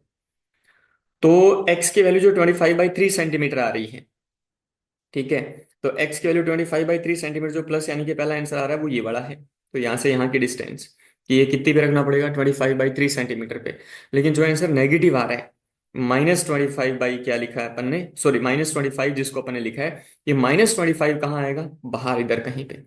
तो यहाँ लेटर सपोज अगर -25 है, तो मैं दोनों के आपको अलग अलग बना के दिखाता हूँ ड्रॉ करके कि किस तरह से उसने चार्ज जो है उसको रखा होगा। तो इसका पहले वाले का बनाते हैं अपन। तो देखिए क्या है, तो यहाँ रखा है उसने 4 कूलम, फिर यहाँ एक पॉइंट चार्ज रख दिया Q, which is at a distance of 25/3 centimetre. और 16 कूलम से इसकी जो डिस्टेंस है दैट इज 25 माइनस एक्स होगी, यानी कि 25 माइनस 25/3 दैट इज कितना हो जाएगा, 50/3 सेंटीमीटर। तो ये तो हो गया पहले वाले का। दूसरे वाले का क्या है कि 4 कूलम है जो, ठीक है, तो ये वाला 4 कूलम है, ये वाला क्या है यहाँ पे 16 कूलम है, ठीक है। तो वो जो पॉइंट है, ठीक है, वो बाहर लेट अस सपोज यहाँ है पॉइंट चार्ज कहीं पे यहाँ लिखा है। तो आप क्या कहेंगे, यहाँ से इसकी डिस्टेंस कितनी है, 25 सेंटीमीटर, ठीक है। और इस वाले से अगर आप डिस्टेंस लें तो टोटल वो कितनी आ जाएगी बेटा जी, वो आ जाएगी फिर 50 सेंटीमीटर आ जाएगी टोटल। तो बाहर भी रख सकता है और अंदर भी रख सकता है। उसने कहा था एट द लाइन ज्वाइनिंग होनी चाहिए, तो एट द लाइन ज्वाइनिंग पे दोनों ही। तो अगर आप मान लीजिए आप ये बोलते हैं कि सर मैं ये जो फर्स्ट चार्ज है और ये सेकंड चार्ज है, फर्स्ट चार्ज की वजह से फोर्स कैसा होगा, रिपल्सिव, तो इधर लगेगा, तो ये हो गया F1। सेकंड की वजह से भी रिपल्सिव है, तो ये इधर हो गया, ये क्या हो गया बेटे, F2, ठीक है, क्योंकि लाइक चार्जेस हैं। तो F1 और F2 जब आप देखते हैं F1 और F2 को, तो they are in same direction actually. तो नेट फोर्स इस पे जीरो नहीं है यहाँ पे। क्यों जीरो नहीं है, क्योंकि मैं Q को पॉजिटिव ले रहा हूँ पहले से, मैं Q को क्या करके चल रहा हूँ कि ये पॉजिटिव चार्ज है। अगर ये पॉजिटिव चार्ज है तो यहाँ रखने पे तो प्रॉब्लम कर रहा है। अगर इस वाले डायग्राम में आप देखते हैं तो ये फर्स्ट और ये सेकंड, तो फर्स्ट की वजह से इधर आएगा फोर्स, इसे बोल दिया F1, सेकंड की वजह से इधर आएगा। तो मैग्नीट्यूड तो अपन ने इक्वल की है, पहले सारा खेल किसका, डायरेक्शन का है। तो F1 और F2 की डायरेक्शन इस वाले में एक दूसरे के क्या है, अपोजिट है। मैग्नीट्यूड क्या होंगे, मैग्नीट्यूड इक्वल होंगे डेफिनेटली, ठीक है। तो इसमें नेट फोर्स क्या आएगा, जीरो। लेकिन जब आप इस वाले का देखते हैं तो इस वाले में क्या जीरो आएगा कि नहीं आएगा। तो अगर मैं ये कहूं कि पॉजिटिव चार्ज अगर आपने रखा है तो नहीं आ रहा। अगर आप क्यू को नेगेटिव ले लें तो 4 कूलम इसको अट्रैक्ट करेगा, एज वेल एज 16 कूलम भी इसको क्या करेगा, अट्रैक्ट करेगा। तो दोनों की डायरेक्शन क्या हो जाएगी, दोनों की ही डायरेक्शन ये वाली आएगी, F1 की भी यही आएगी और F2 की भी यही आएगी। तो फिर से नेट फोर्स जो है उसमें F1 और F2 की डायरेक्शन अपोजिट नहीं आ रही, डायरेक्शन क्या आनी चाहिए थी, अपोजिट आनी चाहिए थी। इसका मतलब है ये वाला वैलिड नहीं है, ठीक है। तो ये वाला सही है अपने लिए। तो एक्स की वैल्यू कितनी आ रही है, 25/3 सेंटीमीटर आ रही है। आसान सा है बिल्कुल, एकदम इजी सा है, स्मूथ गोइंग है, ठीक है। चलिए आइए नेक्स्ट क्वेश्चन पे चलते हैं, देखते हैं what is the next question. If 3 point charges capital Q are placed at the vertices of a square of side length L, then find the net force experienced by a charge small q which is kept at its center। चलिए जी आइए देखते हैं। इसने कहा बेटे जी तीन क्या है, 3 पॉइंट चार्ज है, और तीनों पॉइंट चार्ज को कहाँ रखा है उसने, उसने इन तीनों पॉइंट चार्ज को रखा है बेटे जी एक स्क्वायर के कॉर्नर पे।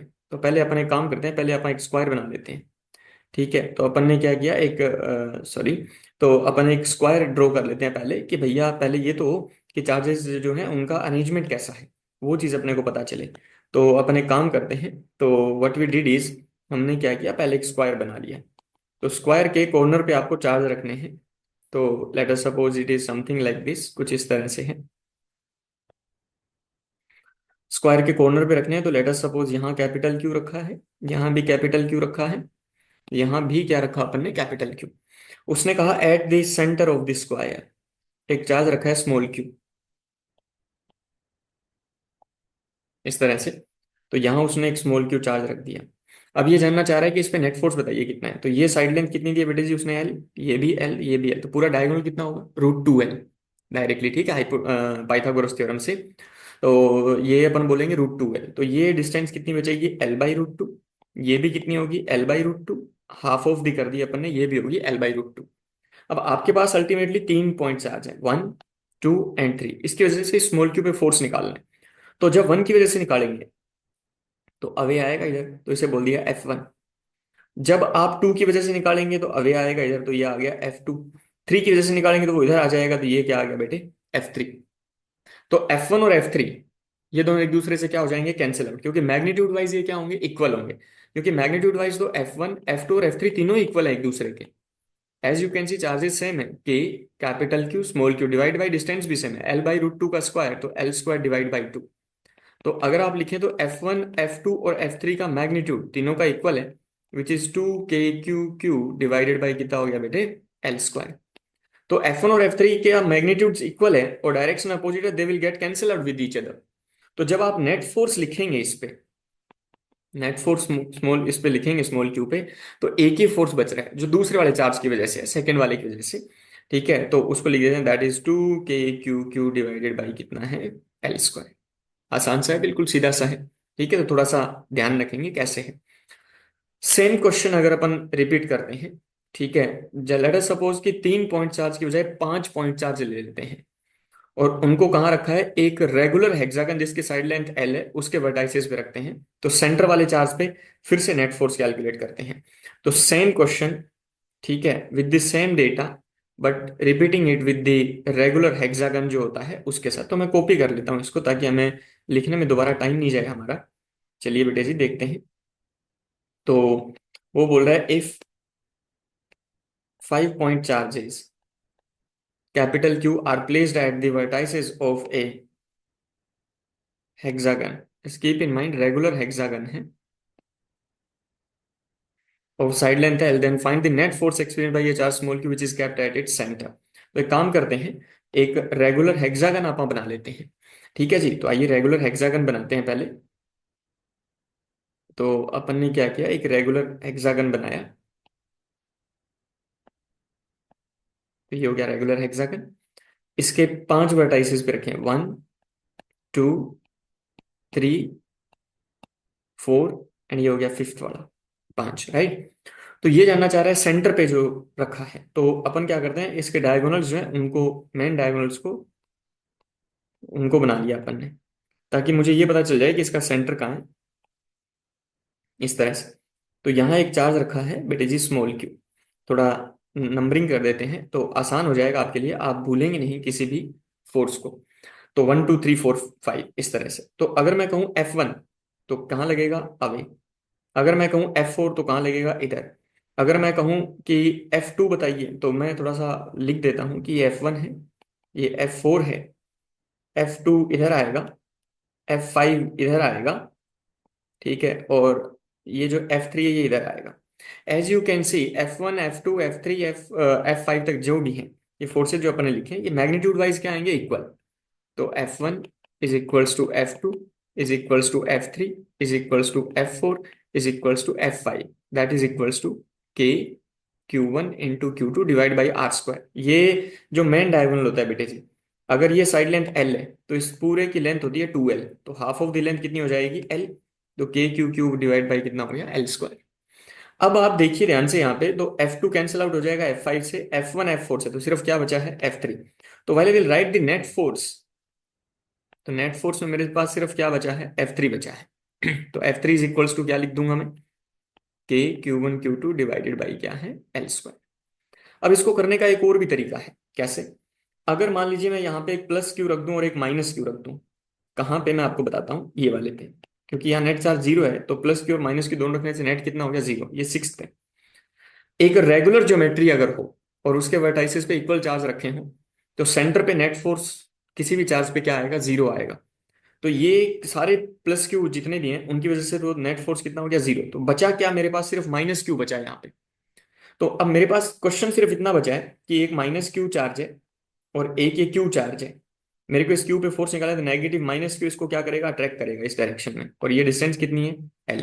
तो अगर अब आप फोर्स लिखते हैं F, तो कितना आएगा, KQ डिवाइडेड बाई कितना आएगा, L²। देखिए सेम आ रहा है। ठीक है। तो ऊपर वाले क्वेश्चन में भी ये कर सकते थे, आप चाहते तो यहाँ पे एक क्यू रख देते और एक माइनस क्यू रख देते। तो इसकी वजह से, इन चारों की वजह से नेट फोर्स स्मॉल क्यू पे कितना हो जाएगा, 0। बचेगा क्या, ये माइनस क्यू और ये क्यू बचेगा। तो ये क्यू को क्या करेगा, माइनस क्यू अट्रैक्ट करेगा। ठीक है, अट्रैक्ट करेगा तो देखिए सेम F2 का इक्वल आएगा टू, सॉरी के, capital Q small Q divide by ये डिस्टेंस जो है यहाँ से यहाँ तक, ये L/√2 है। तो उसका आप क्या कर देंगे, स्क्वायर कर देंगे नीचे की ओर, तो सेम आंसर आ जाएगा। ठीक है, with the repeating with the same thing. तो इस तरह से नेट फोर्स अपन ने किया है। बड़ा मतलब एक इजी सा और स्मूथ गोइंग प्रोसेस है। ठीक है, जब वो बोले कि इक्विलिब्रियम में है, तो इसका मतलब है कि नेट फोर्स उस पर क्या होना चाहिए, 0 होना चाहिए। थोड़ा सा ध्यान रखेंगे कि नेट फोर्स जो है उसको क्या करेंगे, 0। तो अपन ने नेट फोर्स क्या कर दिया बेटे जी, 0 कर दिया। तो नेट फोर्स अपना 0 करने का काम था, दैट्स इट, नथिंग एल्स। चलिए, मान लीजिए एक और क्वेश्चन करते हैं। इफ 3 पॉइंट चार्जेस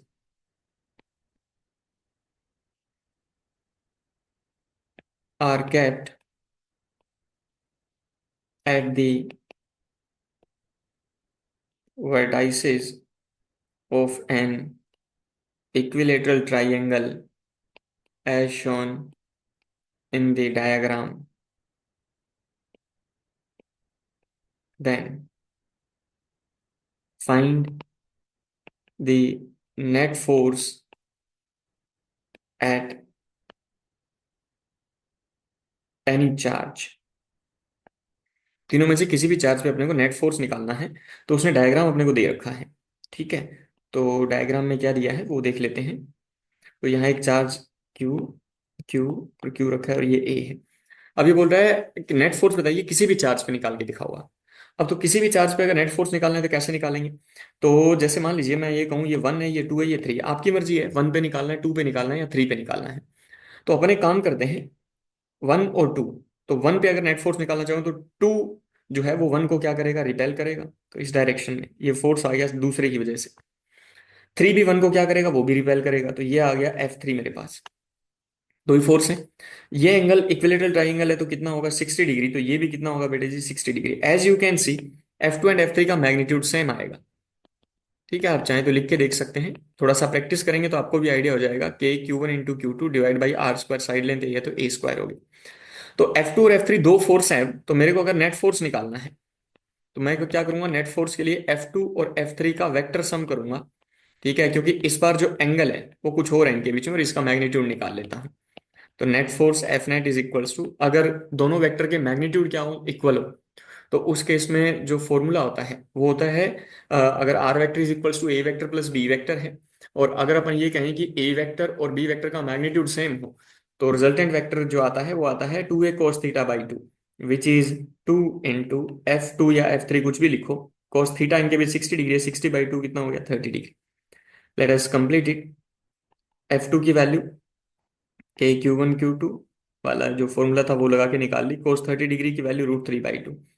2 से 2 हैज बिन कैंसिल्ड आउट, तो इट इज कितना आएगा, √3 के Q² डिवाइडेड बाई कितना हो गया, A²। That is the answer.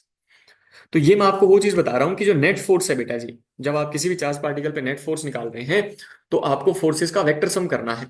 तो आप ऐसा नहीं करें कि फोर्सेस को डायरेक्ट ऐड कर दिया, पता चले F2 और F3 को डायरेक्ट ऐड कर दिया, तो आंसर क्या आ जाएगा, 2 k Q² by A² which is incorrect basically, है ना। तो थोड़ा सा ध्यान रखना है इस वाली चीज का, कि ये गलती ना हो आपसे किसी भी तरीके से।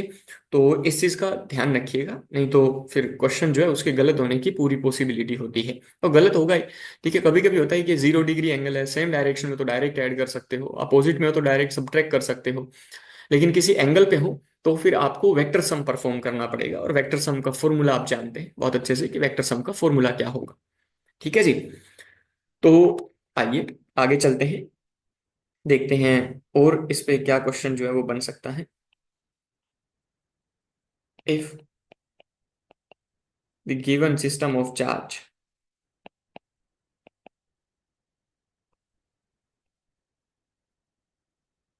is in equilibrium,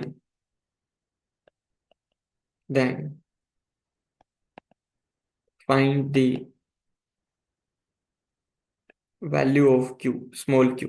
अब गिवन सिस्टम ऑफ चार्ज जो है, ठीक है, उसने कहा कि गिवन सिस्टम ऑफ चार्ज जो है, पूरा सिस्टम ऑफ चार्ज का मतलब है कि पूरा सिस्टम, इट डजेंट मीन कि एक चार्ज है या दो चार्ज है, ठीक है, जितने भी चार्ज दिए हैं, तो वो बोल रहा है ये पूरा सिस्टम जो है ये किस में है, इक्विलिब्रियम में है। अगर पूरा सिस्टम इक्विलिब्रियम में, तो ये जानना चाहता है आप वैल्यू निकाल के दिखाइए, ठीक है, किसकी वैल्यू, कि जो स्मॉल क्यू है उसकी वैल्यू निकाल के दिखाओ कि स्मॉल क्यू की वैल्यू जो है वो क्या आएगी। चलिए आइए देखते हैं किस तरह से होगा, या उसने दिया क्या है, पहले तो वो ही जानना जरूरी है हमारे लिए। तो पहले सिस्टम ऑफ चार्ज एक बना लेते हैं अपन, ठीक है, अभी तक अपन क्वेश्चन ही लिख रहे हैं, we haven't started the solution.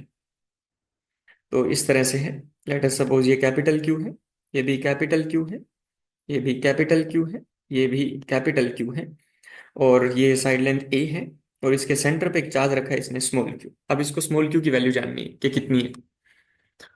अब अगर आपने स्मॉल क्यू पे नेट फोर्स जीरो करने की कोशिश की तो पहले से ही जीरो होगा। क्यों? क्योंकि थोड़ी देर पहले ही अगर अपन ने जो डिस्कशन किया उसमें मैंने आपको यही बताया था कि जो सिमेट्रिक ज्योमेट्री है उसके केस में अपन क्या बोलते हैं कि अगर एक जैसे आइडेंटिकल चार्ज रखे हैं तो सेंटर पे अगर कोई भी चार्ज रखो तो उस पर नेट फोर्स जीरो आएगा। अब तो स्मॉल क्यू पे नेट फोर्स जीरो करने का कोई सेंस नहीं बनेगा। तो आप क्या करो, आप किसी भी और चार्ज को पकड़ लो, उसने कहा सिस्टम ऑफ चार्ज जो है वो इक्विलिब्रियम में है, तो इसका मतलब है हर एक चार्ज पे नेट फोर्स क्या आना चाहिए, जीरो। तो 1 2 3 4 एंड 5। चलिए तो वन पे मैं नेट फोर्स जीरो कर रहा हूँ, चलिए वन पे नेट फोर्स जीरो करके देखते हैं कि क्या आएगा। तो अगर मैं टू की वजह से वन पे फोर्स निकालूं तो इस डायरेक्शन में आएगा, ये फोर्स आएगा सेकंड की वजह से। फोर की वजह से अगर निकालेंगे तो इधर आएगा, तो ये आ गया F4। अगर थ्री की वजह से निकालेंगे तो थ्री आएगा बेटे जी अलोंग द लाइन ज्वाइनिंग, ध्यान से, ठीक है, तो अलोंग द लाइन ज्वाइनिंग इधर आ गया, ये आ गया F3। और जो फाइव है, ठीक है, जो मैंने क्यू रख रखा है इसकी वजह से भी आएगा इस डायरेक्शन में, तो ये हो गया बेटे जी F5। तो मुझे ये चीज पता है कि F2 और F4 जो है, ठीक है, मुझे नेट फोर्स क्या करना है, जीरो करना है। तो अगर मैं नेट फोर्स निकालूं एफ नेट फर्स्ट वाले पे, ठीक है, तो क्या लिखूंगा मैं ये लिखूंगा F2 vector plus F3 vector plus F4 vector plus F5 vector, ठीक है, और नेट फोर्स क्या कर देना है, इस पे जीरो कर देना है। तो पहले अपन एक काम करते हैं, F2 और F4 को सिंप्लीफाई कर लेते हैं, क्योंकि F2 और F4 मैग्नीट्यूड वाइज क्या आएंगे, इक्वल आएंगे। तो सबसे पहले अपन F2 और F4 की वैल्यू लिख लेते हैं। तो K Q1 Q2 divided by क्या आएगा बेटे, आर स्क्वायर, यानी कि डिस्टेंस बिटवीन देम का स्क्वायर। तो टू और वन के बीच भी ए डिस्टेंस है और वन और फोर के बीच भी ए डिस्टेंस है, तो ये हो गया K Q1 Q2 divided by are square. अगर मैं आपसे कहूं कि F3 लिख के दिखाइए कितना है, तो F3 इज इक्वल्स टू क्या आएगा वो लिख लेते हैं, तो K Q1 into Q2 divided by are square, R यानी कि वन और थ्री के बीच की डिस्टेंस, तो वो डायगोनल है एक तरह से। तो ए और ए अगर ये साइड लेंथ है तो ये डायगोनल कितना होगा, √2a लेंथ का, तो कितनी हो जाएगी, 2a²। ये F3 आ गया। F5 और लिख लेते हैं अभी, तो F5 कितना आएगा, मैग्नीट्यूड लिख रहे हैं, तो K Q1 into Q2 divide by are square. R की वैल्यू कितनी है, वो मिड पॉइंट पे, तो √2a पूरी डिस्टेंस है, हाफ ऑफ दी a/√2, तो a²/2, टू कहाँ चला जाएगा, ऊपर। अब F2 और F4 का मैग्नीट्यूड इक्वल है, तो जब दो फोर्सेस का मैग्नीट्यूड सेम हो, सॉरी दो वेक्टर का मैग्नीट्यूड क्या हो, जब इक्वल हो, तो उनका जो रिजल्टेंट आता है वो एंगल बाइसेक्टर आता है। तो पहले अपन एक काम करते हैं, F2 और F4 का रिजल्टेंट निकाल लेते हैं। तो F2 और F4 का रिजल्टेंट एंगल बाइसेक्टर का मतलब एग्जैक्टली इसी लाइन पे आएगा। इसको मैंने बोल दिया लेट अस सपोज F24। तो F24 अगर मैं आपसे पूछूं कितना आएगा तो वो बताइए। तो मैग्नीट्यूड वाइज इक्वल है, तो अभी अभी आपको बताया था कि 2a cos θ/2, तो 2 F2 या F4 कुछ भी लिख लो, cos θ/2, theta between them, F2 और F4 के बीच एंगल कितना है, 90 डिग्री, तो 90/2 यानी कि 45 डिग्री। cos 45 1/√2 होता दिया जाएगा √2 F2, और F2 की value KQ² divided by a², ये F24 आ गया।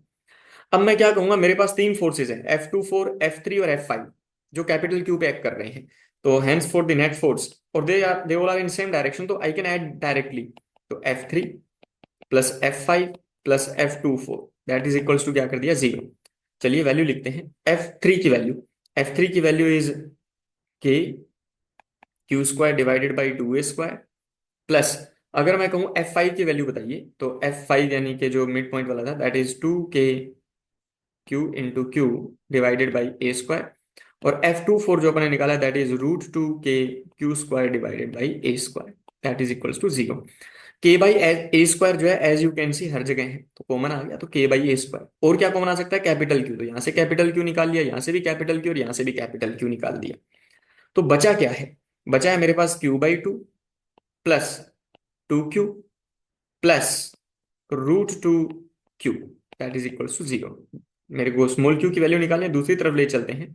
तो 2Q is equals to -Q/2 and -√2Q। Minus Q को अगर कॉमन लेके 2 एलसीएम लें आप, तो ये ऐसा है डी 1/2 प्लस ये वाली वैल्यू, सिंप्लीफाई करते हैं, hence fourth 2q is equals to, क्या आ जाएगा बेटे, 2√2, तो ये हो गया 2√2 प्लस 1 डिवाइडेड बाई 2, बाहर लगा दिया माइनस, और ये कैपिटल क्यू, तो यहाँ से स्मॉल क्यू की वैल्यू पता चल जाएगी। स्मॉल क्यू आ जाएगा बेटे जी -2√2 प्लस 1 डिवाइडेड बाई 2 × 2 हो गया 4, इंटू क्या आ गया, कैपिटल क्यू, यानी कि पूरे सिस्टम के इक्विलिब्रियम में होने के लिए स्मॉल क्यू की जो वैल्यू है ये वाली आनी चाहिए। तो अब हर एक चार्ज पे, किसी भी चार्ज पे नेट फोर्स निकाल के देख लो, ये स्मॉल क्यू की वैल्यू रख के हर चार्ज पे नेट फोर्स क्या आएगा, 0 आएगा। तो सिस्टम ऑफ चार्ज इक्विलिब्रियम में उसका ये मतलब होता है कि किसी भी चार्ज पे नेट फोर्स आप 0 कर सकते हैं। लेकिन अगर स्पेसिफिकली कोई बोले कि चार्ज जो है वो इक्विलिब्रियम में, तो फिर उसी पर्टिकुलर चार्ज पे आप नेट फोर्स क्या करेंगे, 0 करेंगे। तो that's what is the difference between being the जो सिस्टम है वो किसमें हो, अगर वो अपन ये बोलते हैं कि सिस्टम जो है वो इक्विलिब्रियम है सिस्टम ऑफ चार्ज, या कोई पर्टिकुलर अगर और जो है वो किस में है, तो अकॉर्डिंगली। तो चलो एक और अपन क्वेश्चन करके देखते हैं, आइए।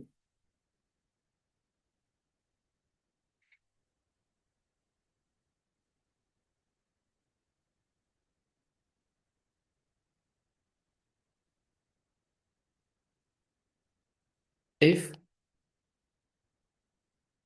2 point charge capital Q are kept at a distance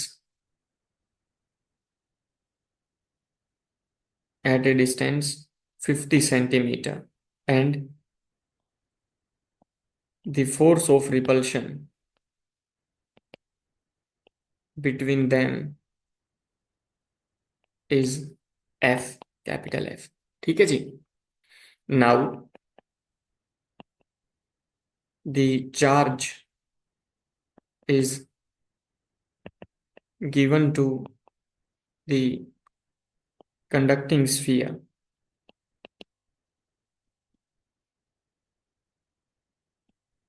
of radius 20 of radius 6.25 centimeter, and the distance between their center is 50 centimeter. Will the force of repulsion increases और decreases, ये बताना है अपन ने।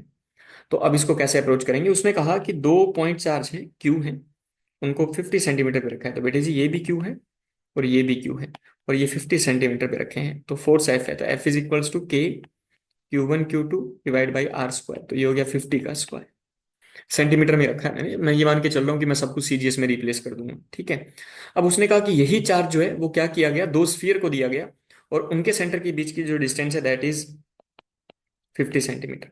तो अपन ने एक स्फीयर लिया, ठीक है, और अपन कहेंगे अपन ने दूसरा स्फीयर लिया, एक जैसे हैं बिल्कुल, ठीक है, इनके सेंटर के बीच की जो डिस्टेंस है दैट इज ऑल्सो कितनी है,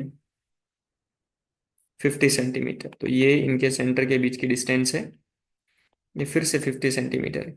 चार्ज अगर क्यू देंगे तो कंडक्टर की ये प्रॉपर्टी होती है बेटे जी कि पूरा चार्ज सरफेस पे होता है,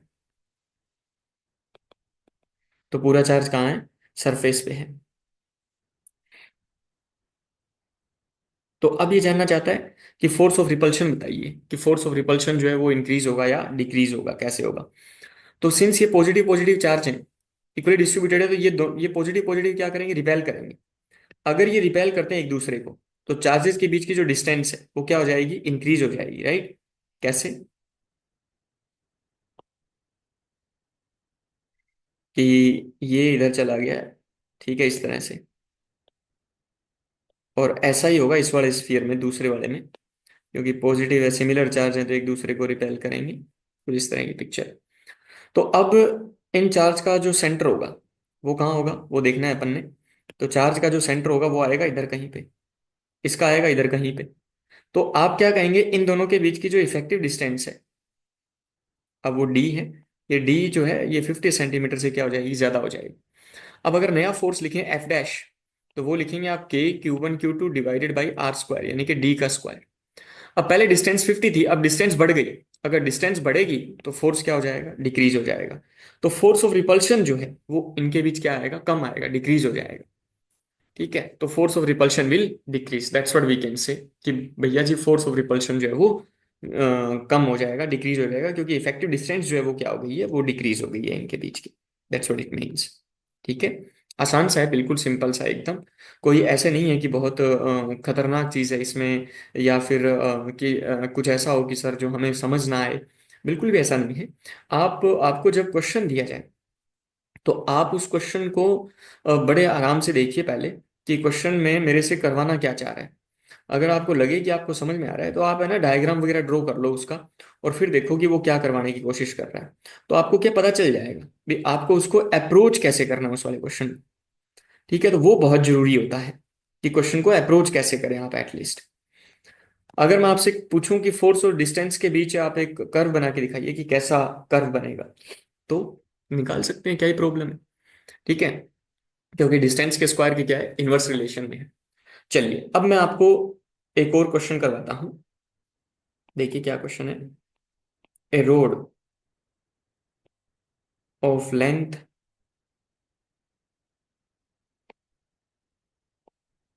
L is given Q charge uniformly.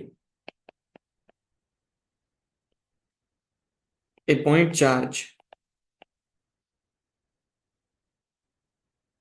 Q is placed as shown in the diagram.